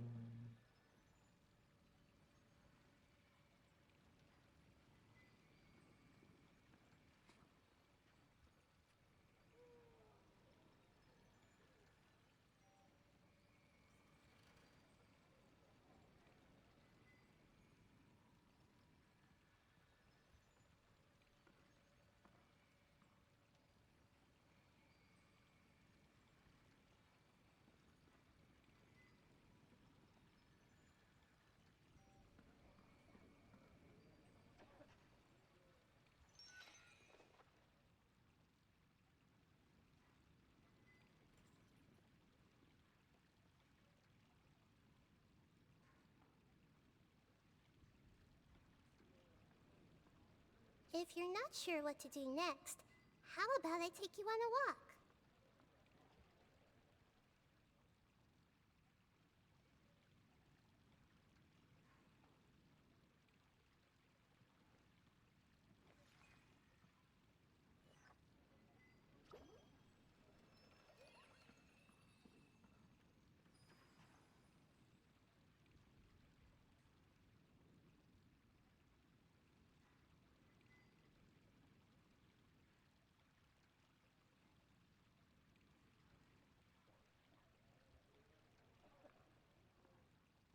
What they say is true.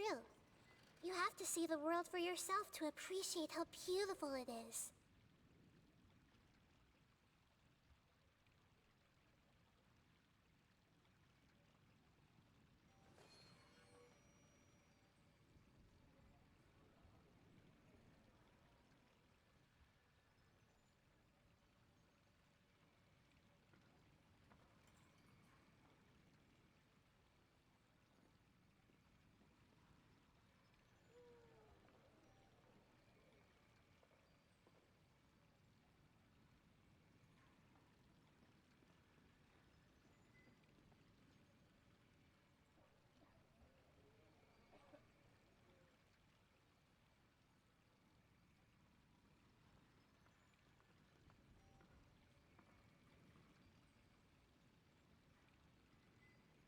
Yeah.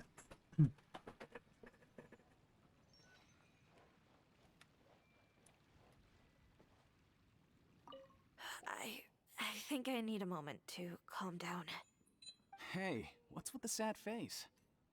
Yeah, there's no need to worry about all that complicated stuff.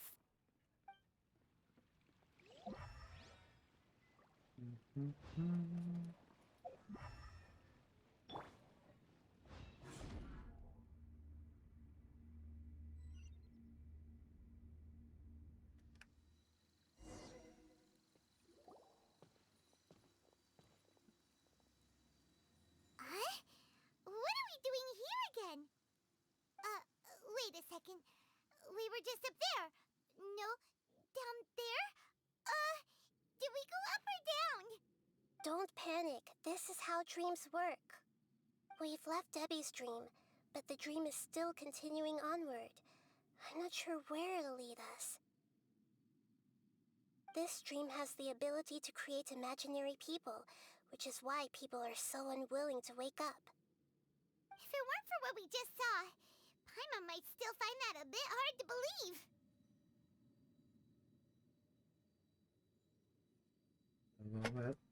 So what awaits us further in the dream?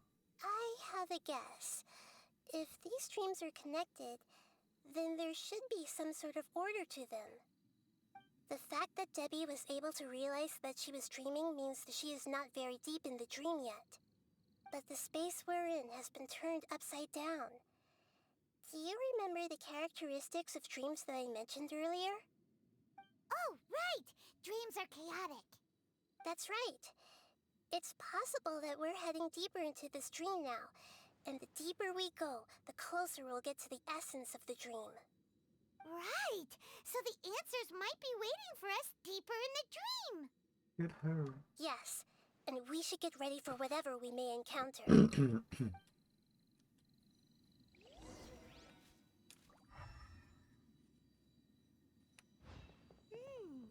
looks like we may need to put something inside there.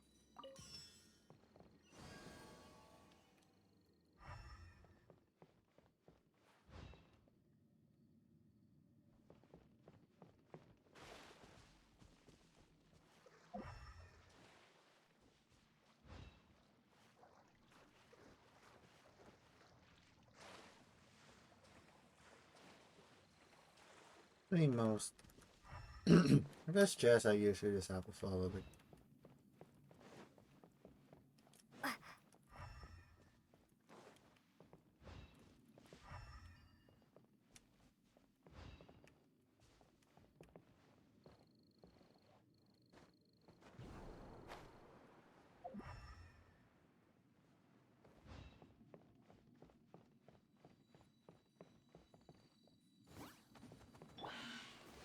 Hey!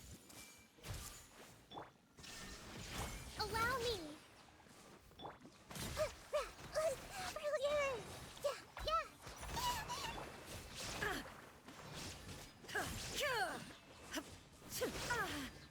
Shine down! Scatter!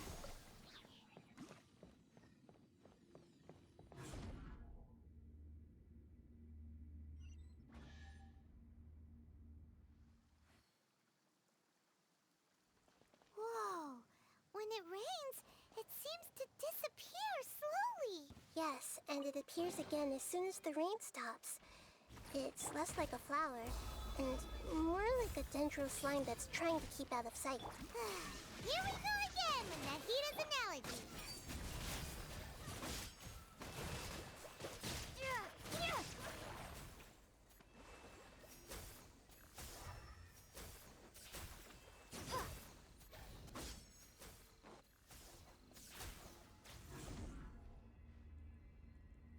Huh? Are we back up here again? Wait. Paimon's confused. Are we up here or down there?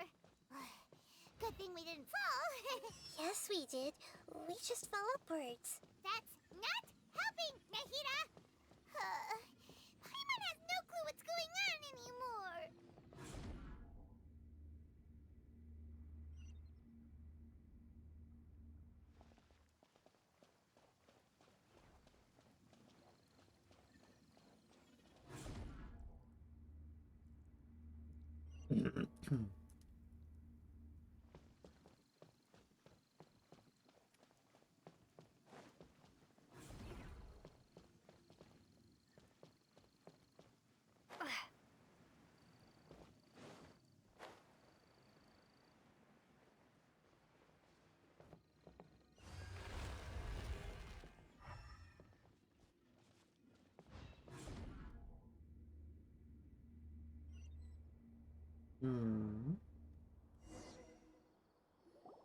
Wait, weren't we already here a little earlier?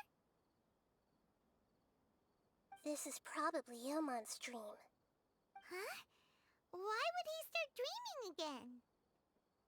Didn't we warn him? Yes, but it seems that the danger isn't enough to stop him from longing for his wife. Based on what we've learned so far, he must be sleeping more deeply for his dreams to appear here. But fortunately, he already knows us from before, so hopefully we'll be able to wake him up.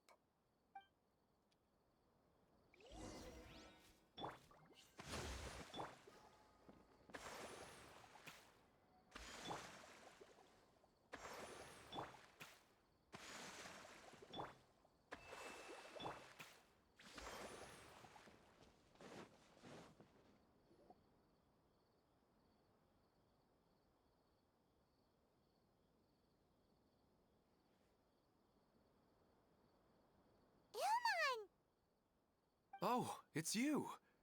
Incredible! I didn't know you would appear in my dream, too. Did you say dream? Wait, so you know this is a dream? Of course. Such good things rarely happen to me in real life these days. Here, let me introduce everyone. This is Minar, my wife who I mentioned before. And this is our daughter, Hydar. Hello. It's a great honor to meet the Dendro Archon. Whoa, Dad! You know the Dendro Archon? That's amazing! And what's this? Is it a new toy? No, it's Paimon, not a toy! Anyway, now's not the time for that! Nahida, this doesn't seem to add up with what we were expecting. You're right. Let me think for a bit here.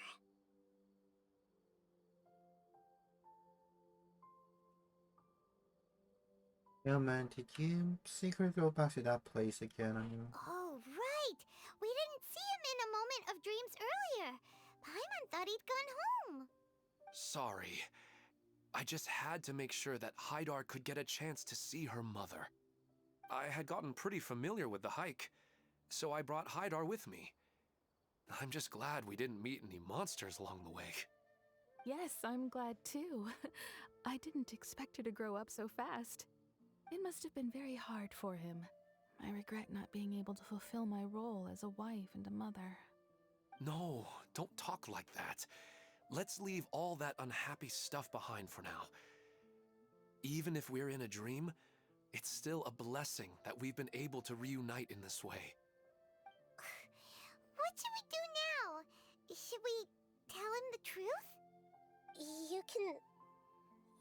You can let me break the news. I should be the one to do it. I'm sorry, but I should tell you that your dream did not create us. We are real people with our own consciousness. Like the last time we met, we are still investigating this dream, and we've already learned some things about it. So you mean there's something nefarious with this dream as well? Ilmon, what's going on? It seems the reunion of our family is destined to only be temporary. Huh? Is Mom leaving? Maybe. But in all likelihood, that is indeed how things will end. Oh. No, Mom, you can't leave! I'm afraid I don't quite understand what's going on. Don't worry, Hydar. Mom's not going anywhere. Please, don't cry. Minar doesn't understand any of this. I'm fully aware that this is a dream, so that's why I've never told her the truth, but... Never mind. It's not like I would know what to say. I mean, I don't get any of the complicated stuff. But regardless of whether this dream is good or bad, you're here to resolve it, right? Yes. Then please, let us enjoy this moment for just a while longer. Regardless of whatever caused this dream to come to pass, I feel extremely grateful to have had the chance to reunite with my family. But does this dream really have to disappear? I'm afraid so. Sorry. Okay, I see. Please, come this way. You can go even deeper into the dream by heading in this direction. I have heard that the further down you go, the more pleasant the dreams become. And the more you want to stay. The answer you're looking for may also be found there. Go ahead. Thank you for helping us, and I'm truly sorry. You're welcome. It's not like I have any say in the matter. I'm just an ordinary person after all. Who am I to interfere with the work of a god? I'll be right behind you. I should at least let Minar and Haidar know what's going on here. Otherwise, my daughter might be mad at her mother after we wake up. We're not doing something bad, are we, Nahida? That depends on how you define good and bad. You go right on ahead. I'll catch up with you later. Cheer up, Dad. And Mommy, too. Thank you, Haidar. My baby.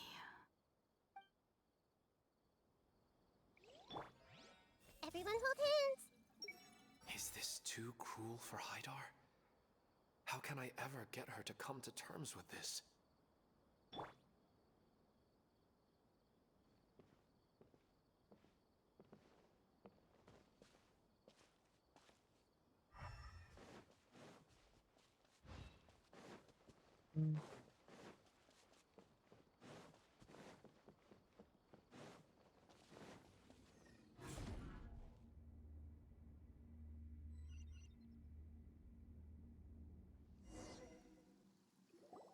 It's the same place again. This place is almost like a flight of stairs that connects all the dreams together. But they appear to be getting more and more aggressive. Regular stairs wouldn't try to attack us. Let's recap what we learned so far. Right. Something seems to be off about our theory. Ilmon is clearly aware that he's dreaming, and he's enjoying it. Rather than dreaming on a deeper level, he almost seemed more awake. I believe we're on the right track, but we just need another explanation. It's not that the dreams are getting deeper, it's the owner's attachment to the dreams that's getting stronger. But you would never mistake dreams for real life, right? Oh, sometimes I almost wish I could. Sometimes Paimon almost wishes her dreams could be real. But it's just a quick thought. It's not long before Paimon's thinking about other things, like sticky honey roast. Listen, we're real beings living in the real world, and that's where our focus should be. This also explains the insubstantiality of our dreams. No matter what they may become, we don't really care. But if we decide to abandon reality and embrace our dreams, then our dreams will become far more substantial. Oh, wait! Paimon's starting to get it now! Your mind will begin to build the dream far more attentively, which in turn will make it feel more real. Do you remember how the Akasha can turn dreams into jnana energy? Constructing a realistic dream consumes a similar energy.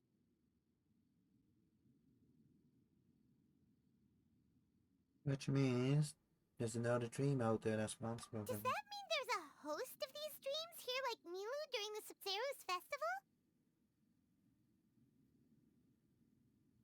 If we wake that person up, this collective dream will end, right? Most likely. But the collective dream in Sumeru City was created by the Akasha, and now the Akasha has been turned off.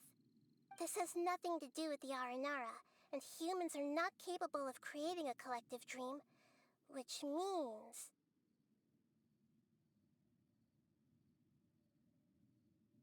The house has something to do with the Akasha. Huh? So, did someone manage to restart the Akasha? That's impossible. But they are probably a scholar of the Academia who had a close connection with the Akasha. Even so, how did they manage to do it? And how did they choose the host?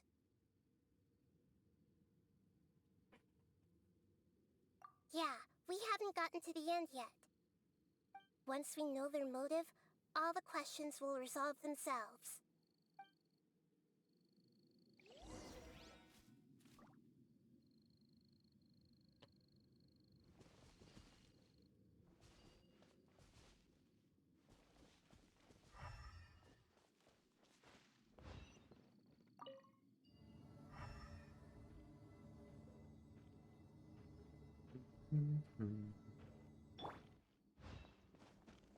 There is no escape!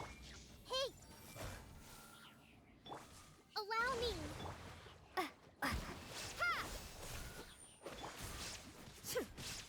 Illusion shattered! Ha!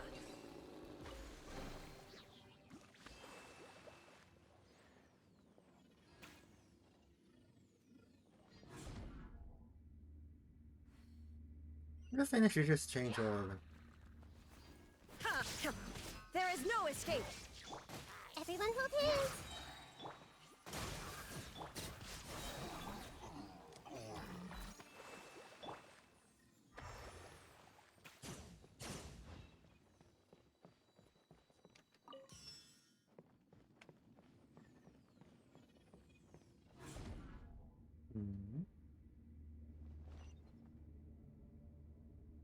All the water that used to be here has turned into rain! Then let's get through here before the water level rises.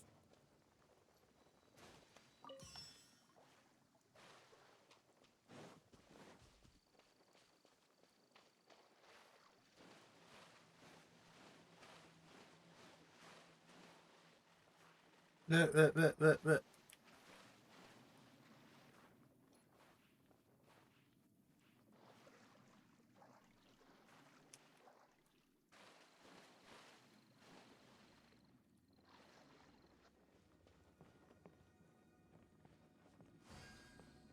We finally made it! The destination is right ahead!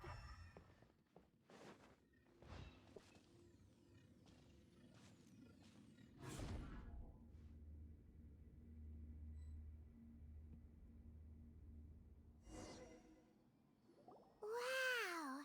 A new place!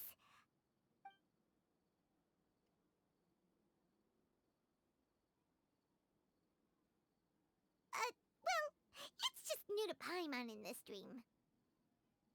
This should be the final destination. Huh? Really?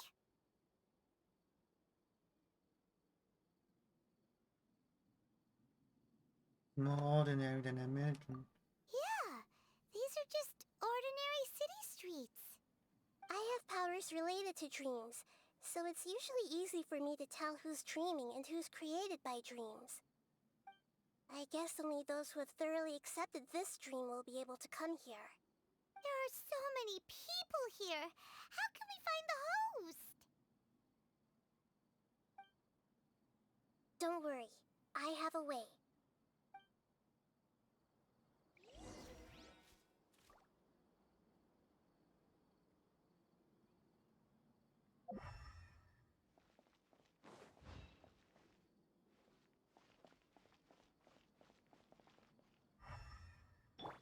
Hey! Anissa's always so calm. I wish I were the same. He's just in an ordinary dream, so it shouldn't be him. It's a bit noisy today, isn't it? Huh? You think so? I don't feel anything out of the ordinary. Oh, maybe you're right. It's always been quite peaceful here.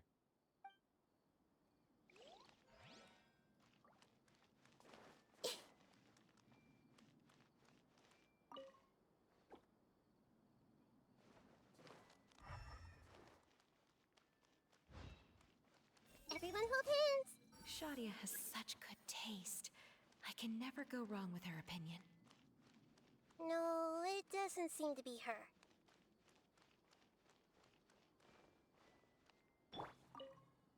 What should I buy?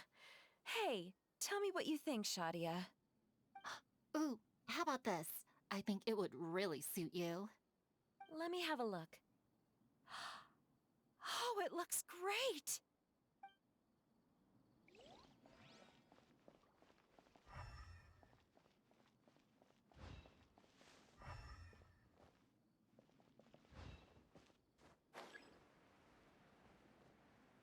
That's where I started.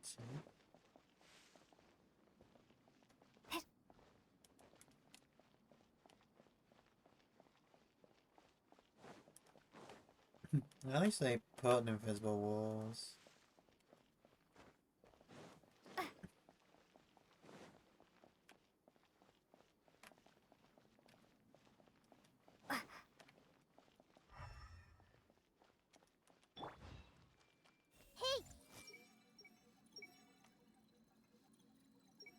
Sometimes I wish Rakesh could.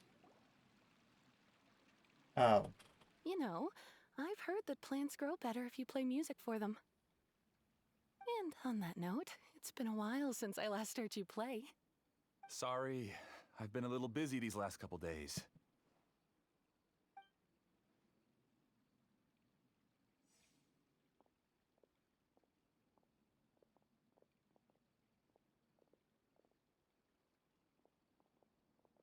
Oh, the Dendro Archon. What a pleasant surprise. Hmm? Oh, welcome, Great Dendro Archon. And your companions, too. Welcome. I'm Amira. I run the flower shop here. And this is my husband, Moses. Yes, how may we help you? You already know all about me. There's no need for all the pleasantries. Perhaps I should call you the dream's owner? As expected of the Dendro Archon. I'm sorry, Amira. It seems my research has attracted the Dendro Archon's attention.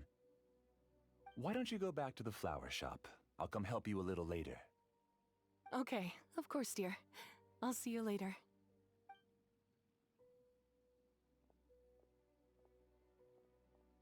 It appears that I was too naive to think I could deceive the Dendro Archon in person like this. To avoid looking like too much of a fool, allow me to ask the first question. How well would you say you understand this dream? This dream was built by the Akasha, and it has the power to create imaginary people who no longer exist in the real world. As for you, you found a unique way to become the owner of this dream, going so far as to have even given up the ability to wake up again. Given up the ability to wake up? Impressive! You truly are the embodiment of wisdom.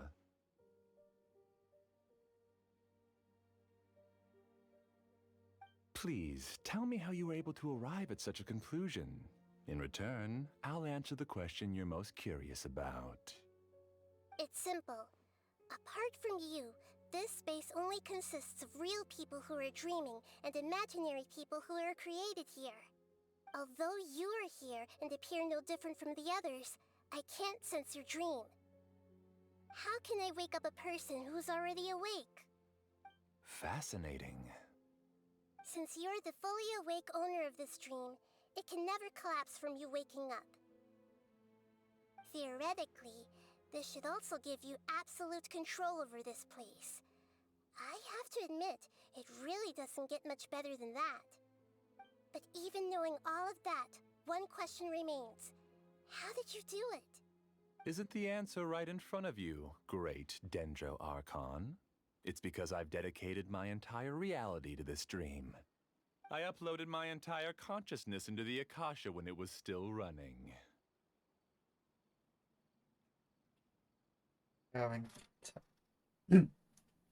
Okay. Actually, this all started because of an accident. My original goal was not about the Akasha or a collective dream. No. You were motivated above all to create a hyper-realistic person. The desire to reconnect with a real loved one is the one shared sentiment between all our dreamers. That's right. However, human models are too complicated. Only the Akasha has a jnana energy supply powerful enough for me to generate and sustain my models. The Akasha is truly magnificent. If I siphoned a minuscule amount of its energy, nobody would even notice. And even this minuscule amount of energy was already more than enough for my purposes. Even using just crude methods, I was still able to train a fairly realistic person. I named my first work Amira. Huh? You mean the girl we just saw? She and I entered the academia on the same day. Starting with admission procedures, we bumped into each other 6 times on just that first day. And because of that one day, we eventually went on to fall in love. We studied, conducted research, and made breakthroughs together. Our rhythm was always in step. I felt like we were 2 separate bodies that shared the same heart. However, Elazar later took her from me. So you're gathering orders like this? Yes. I need more training samples to perfect Amira's personality. I found their details in the Akasha's database. Using the pretext of testing for mental health disorders, I implanted signaling devices in their bodies. This way I could connect them to a network, and Amira could feel their yearning. Little by little, they helped her to grow and develop a warm, human personality. To improve my efficiency and allow myself to focus on nothing but my research, I uploaded my consciousness as well, and became a part of the network. So, technically speaking, it's not that you won't wake up, it's that you can't wake up. Yes, because the Akasha was suddenly turned off, I lost all of my jnana energy. I became imprisoned in the very network I had constructed. At first, I panicked. But, after coming to grips with the situation, I realized that I could restart this world as long as I could find a replacement source of jnana energy. That means everyone in the network is providing you with Jnana energy! That's all there really is to it. I don't think I'm doing anything wrong. I'm just saving them as well as myself. I provide a beautiful dream, and in return, I harvest their jnana energy as fuel for the dream. They can wake up anytime they wish.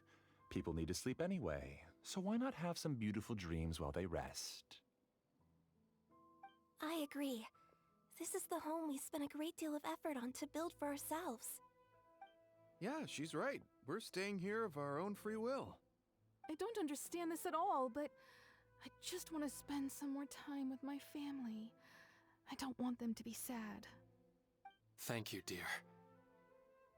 Great Dendro Archon, I hope you can understand. You don't need to gather around here. It's all right. The Great Dendro Archon is nothing if not kind and considerate towards her people. She won't interfere with what we're doing here. Uh-oh, now he's playing dirty!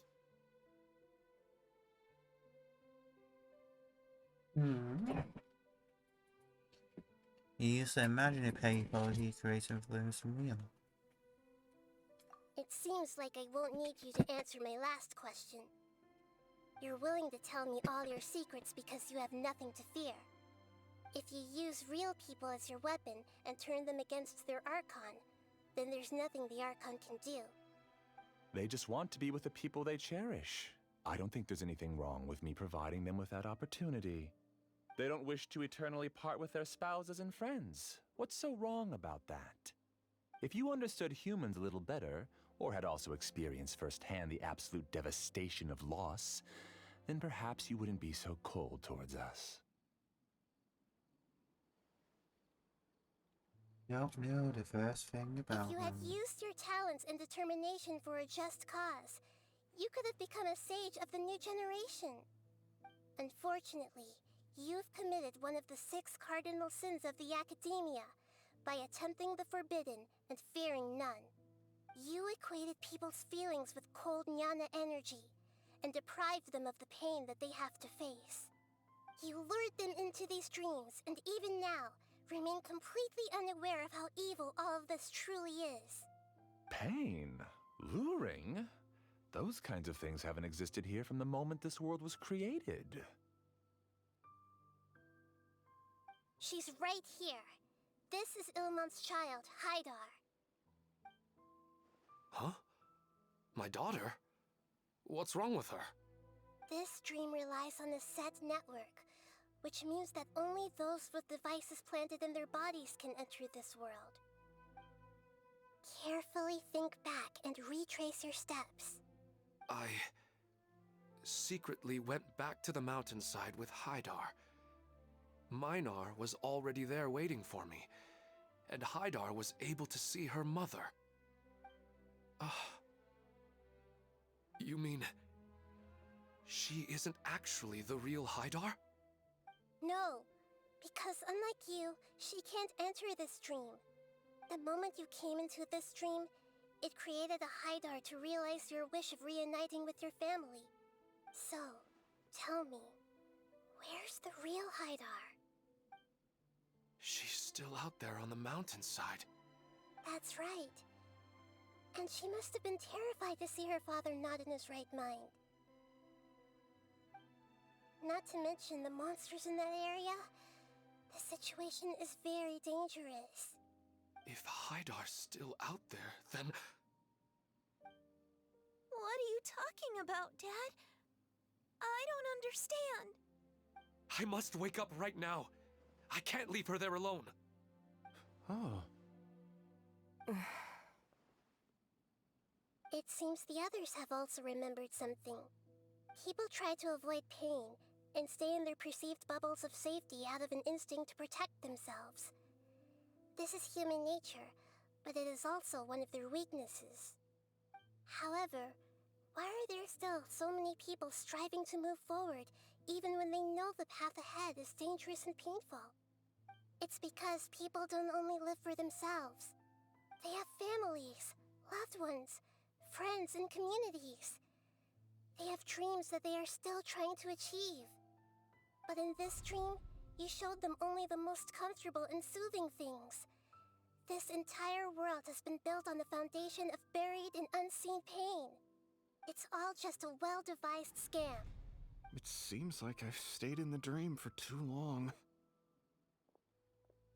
I still have so many things I haven't done. Huh. I thought gods didn't understand humans. That would have explained why they created such a flawed world where countless tragedies took place. I didn't expect you to arrive at the answer through sheer power of observation. But unfortunately, it means nothing now. If you wanted to spend a little time in the waking world, go right ahead. In any case, I wanted to spend some time alone with Amira. As long as this dream continues to exist, you'll come back.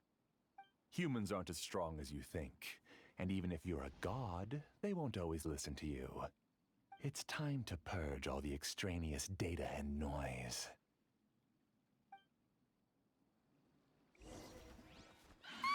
Monsters, be careful! All of you, please get out of here and find somewhere safe. I am the master of this dream. I can create endless waves of monsters with the snap of a finger. Don't worry. They'll wake up before they get hurt. Amira doesn't like to see others in pain. If you know what's good for you, leave now! Oh, okay.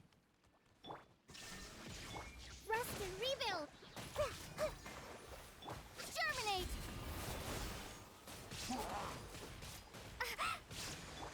Inazuma shines eternal! Shine down!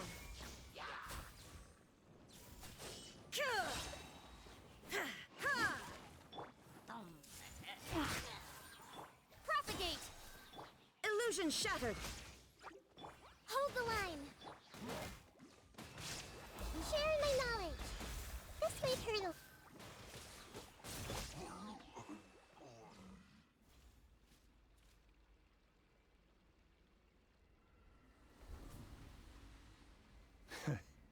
You haven't won just yet. This dream is mine! If I go into hiding here, not even an Archon can ever find me. And as long as people yearn for happiness, they will return here and rebuild this paradise! Hey, stop! What's that? The dream is spiraling out of control and is collapsing now.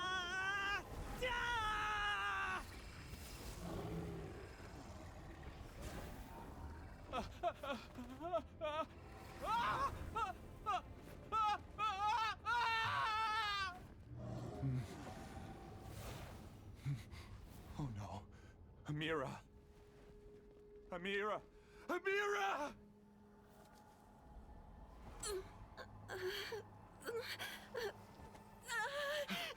Amira, are you alright? I don't feel well. No, no, no! Please, no!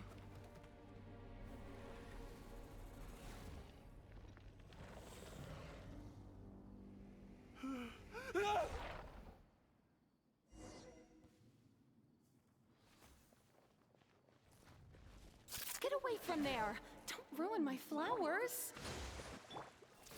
What should I do? Where did he go? He left because he doesn't want you anymore. Who am I? I'm not Amira. Glad that's over. But what happened just now? He's not very proficient in using the Akasha's technology, and he spent a lot of Nyana energy creating monsters. Now the system is out of control. All the people he created also turned into monsters, including Amira. It's terrible, even for a dream. Even Paimon's freaked out. Paimon can't imagine what they're going through.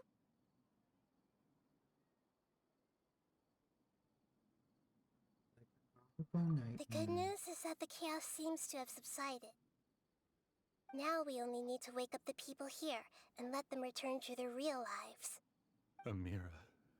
My dear Amira. They're all gone. It was just a big dream after all.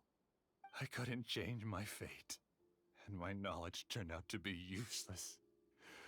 What a cruel world.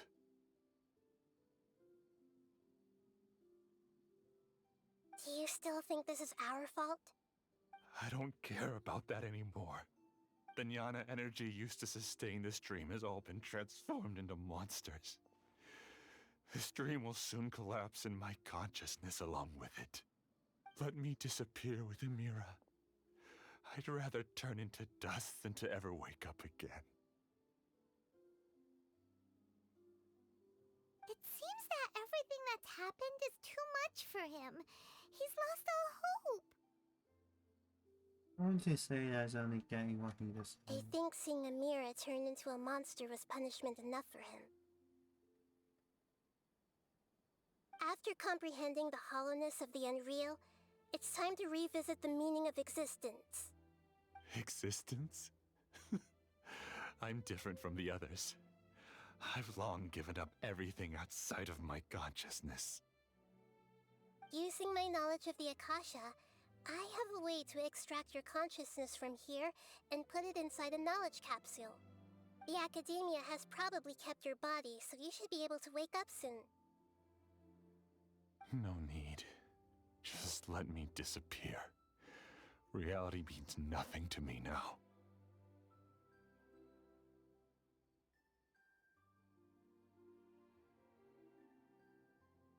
This isn't compassion. I won't let you escape your punishment by simply disappearing. As for your life after that, it'll be up to you how you want to exist. Alright, Traveler and Paimon, we should go back. We can finally wrap up this whole thing.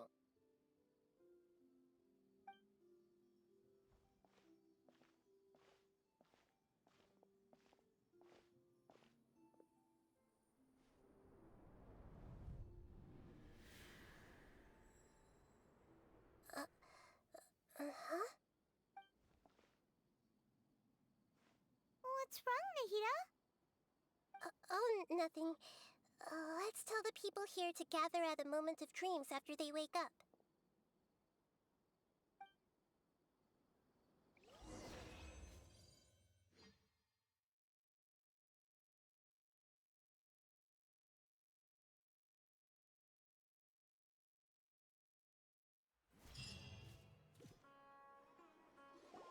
Oh, great! You're awake! Everybody has started to wake up, and we've heard similar reports from around the city as well. From the looks of it, you were able to successfully resolve the issue. Yes, though it took us a good deal of effort. There will be many people gathering here shortly, so please do your best to maintain order. I need to go to the academia with them now, but we'll be back soon.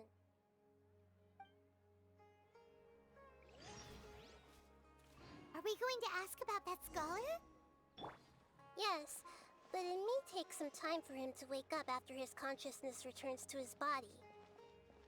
We can leave the rest to the Matra.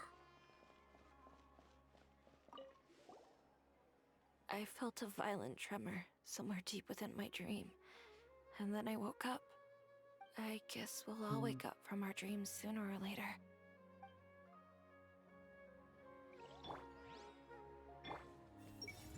The Traveler and the Dendro Archon must have done something deep inside the dream. I'm really glad I reached out to you earlier. Otherwise, we wouldn't have been able to handle this situation on our own. You did a great job as well. I see everything. Finally, it's over. It all went perfectly, but it was way too tiring.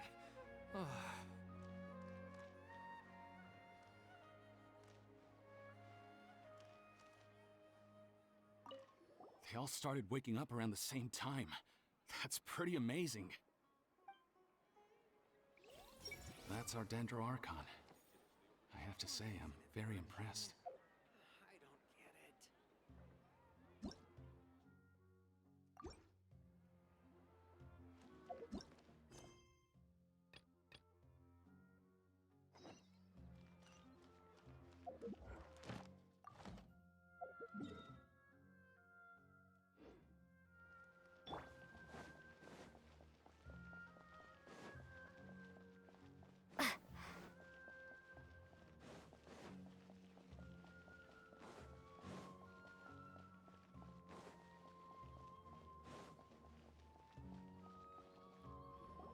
Oh, it's the great Dendro Archon. How can I help you? I would like to check the registration records of a Kashara War scholar. He should be in an unconscious state right now. Okay, just a moment. Sorry to keep you waiting, Dendro Archon. We have confirmed that there's a scholar named Beinuni who's been unconscious for a while. The cause was improper operation of the Akasha. He hasn't regained consciousness yet, and is still receiving treatment at Bimarstan. Huh? Isn't his name Moses? I guess he didn't want to be recognized or bothered by anyone. Please, give the knowledge stored in this to the Matra and ask them to import it into Beinuni's brain. Understood. But for safety reasons, I need to know why. It's simple. This contains his consciousness. It's long been trapped inside of a dream. He's committed an act that affected the safety of Sumeru. After he wakes up, I'll inform the General Mahamatra of all the details. I see. I'll take care of this right away. Thank you, great Dendro Archon. No problem. Alright. Everyone should have gathered at a moment of dreams by now. Let's head back.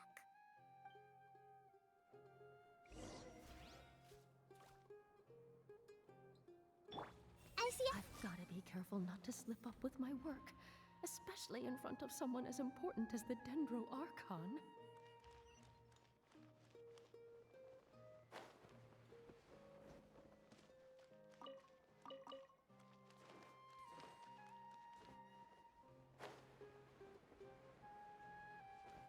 Hey! All this time, I never realized this is what Professor Aisha wanted. How did I not see it earlier? I'm so happy I finally found a place to stay.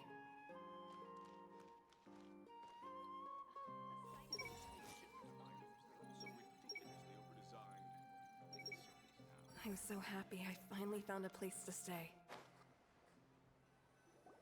Let's be quiet and just listen in. I wonder what she's going to say. Hello, all of you who have just woken up. I'm sorry for interrupting your beautiful dreams. I may have acted a little cold when handling things in the dream. I sincerely apologize for that. Dreams have amazing power. They inspire us to remain resolute in the face of adversity and help those with aspirations achieve their desires.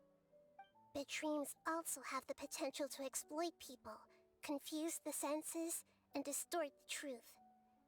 Unfortunately, you were all chosen as prey for an elaborate scheme.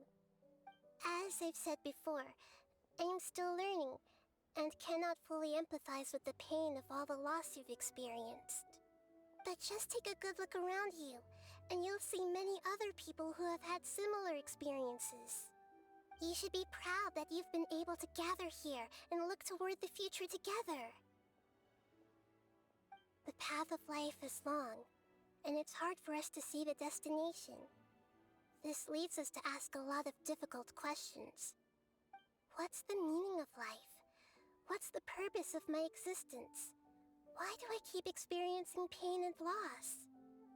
Of course, the most comfortable choice is to stop progressing. Give up thinking, and just keep repeating whatever you're already familiar with. Whenever you have such thoughts, just look at the people and things around you. Some people work hard all day so that their families can have a hot meal on the table at night. Some people travel all over the world in order to create art that resonates with all of Teyvat. Some venture in search of the world's secrets to prevent rapidly approaching, yet still unknown, world-shattering catastrophes. Life is not just about yourself. Each and every one of your actions shapes you and the world around you. Look, friends and family will remember what you've done, and even some people you've never met may benefit from your actions. Therefore, many people will strive forward to forge new paths, even if they have to endure great pain to do so. Once you begin your journey on that same difficult yet rewarding path, you'll come to know the answers to those big existential questions, yet they will no longer feel as life-defining as they did before. But if you were to believe that life is nothing but an empty, ephemeral dream, then that's also the only thing it'll ever become. You're free to choose how you want to live your lives, but as your Archon, I should first make this information known to everyone. In the end, it's up to you whether you want to embrace a beautiful dream at the cost of your real life. Nahida said she wanted to speak with us alone. It seems like she went to the plaza in front of the academia. I'm getting ready to go on an adventure, and I'm taking this plant with me. I shouldn't just sit here waiting for her to come back.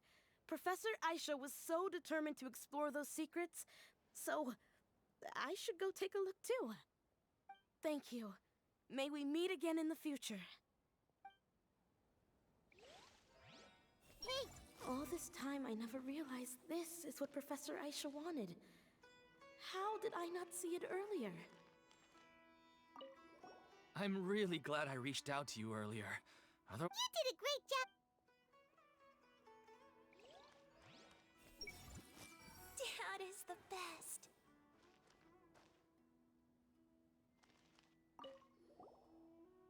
Thank you for rescuing me. I'm really sorry.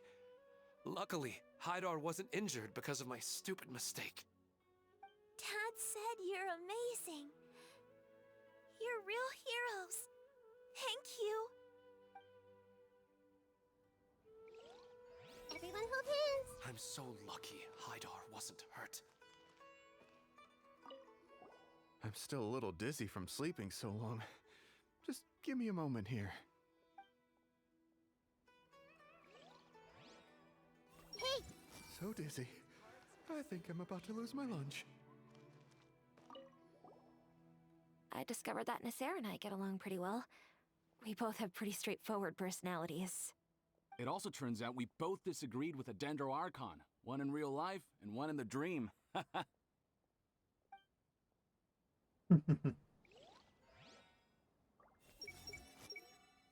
Should we celebrate and go eat something special? Everyone hold hands! I should buy her a drink later. Since we were neighbors in the dream, how about we rent a place together? Sounds good. I can't afford a house on my own anyway, but I'm sure life will get better.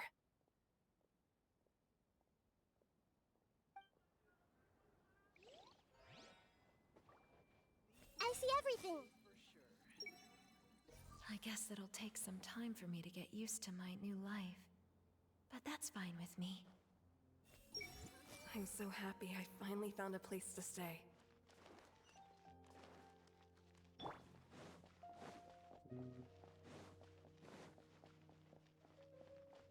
Oop.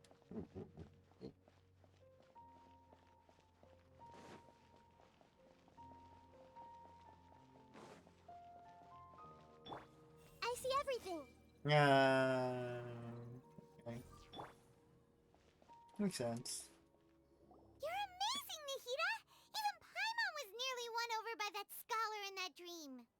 Well, he's very good at manipulating the weaknesses of human nature, but perhaps he himself had fallen prisoner to them long ago. That dream was incredibly beautiful and enticing.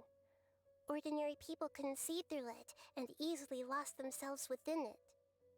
But as long as you can still wake up, you can still move forward with your life. I learned a lot, Nahida. Huh? What makes you say that?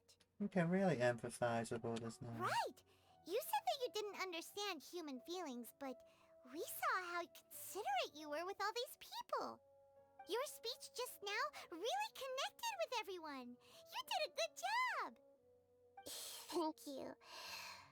I've heard a lot of sad stories along this journey, and several of them have touched my heart. You can't say that the victims of the dream really did anything wrong, and what they wanted was also not unreasonable. That's why I could understand them when they tried to resist us and protect the dream. But all of my understanding and stirred feelings probably can't even account for even 1% of the pain they've experienced. I don't think this 1% can be seen as an example of what you call empathy. You're too hard on yourself, that's for sure.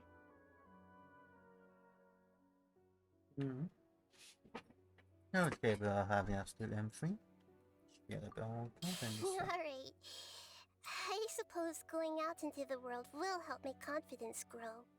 I've learned that emotions are nothing like knowledge, and that's why it's hard for me to put them into words sometimes. Benuni, or Mercedes, said that I had never personally felt the pain of loss. But I have a vague feeling that this isn't true.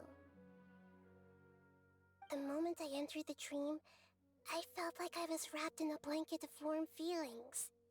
It was so warm that it felt like I had returned to the start of my life, and I didn't want to wake up anymore. Is he seeing something in the But dream? when I opened my eyes, the feeling was gone without a trace. If I have to make an analogy for it, I would say I can no longer see words on a piece of paper after they have been erased, but I can still see the slight indentations of where the words had been written. But now that I've experienced this dream, I think I can say with confidence that I won't dwell too much on the meaning of that warmth. It's enough that I can tell I was once supported by that warmth, and its existence has allowed me to get to where I am today. If I dwell too much on its exact nature, I would be putting the cart before the horse. I gave a speech to inspire my people, so if I were to fail to live up to those words myself, then that would be too embarrassing.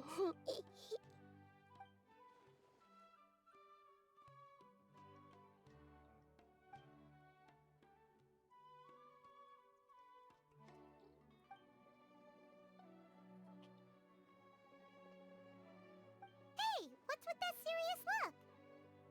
You keep looking like there's something you want to say. Is there anything you want to tell me?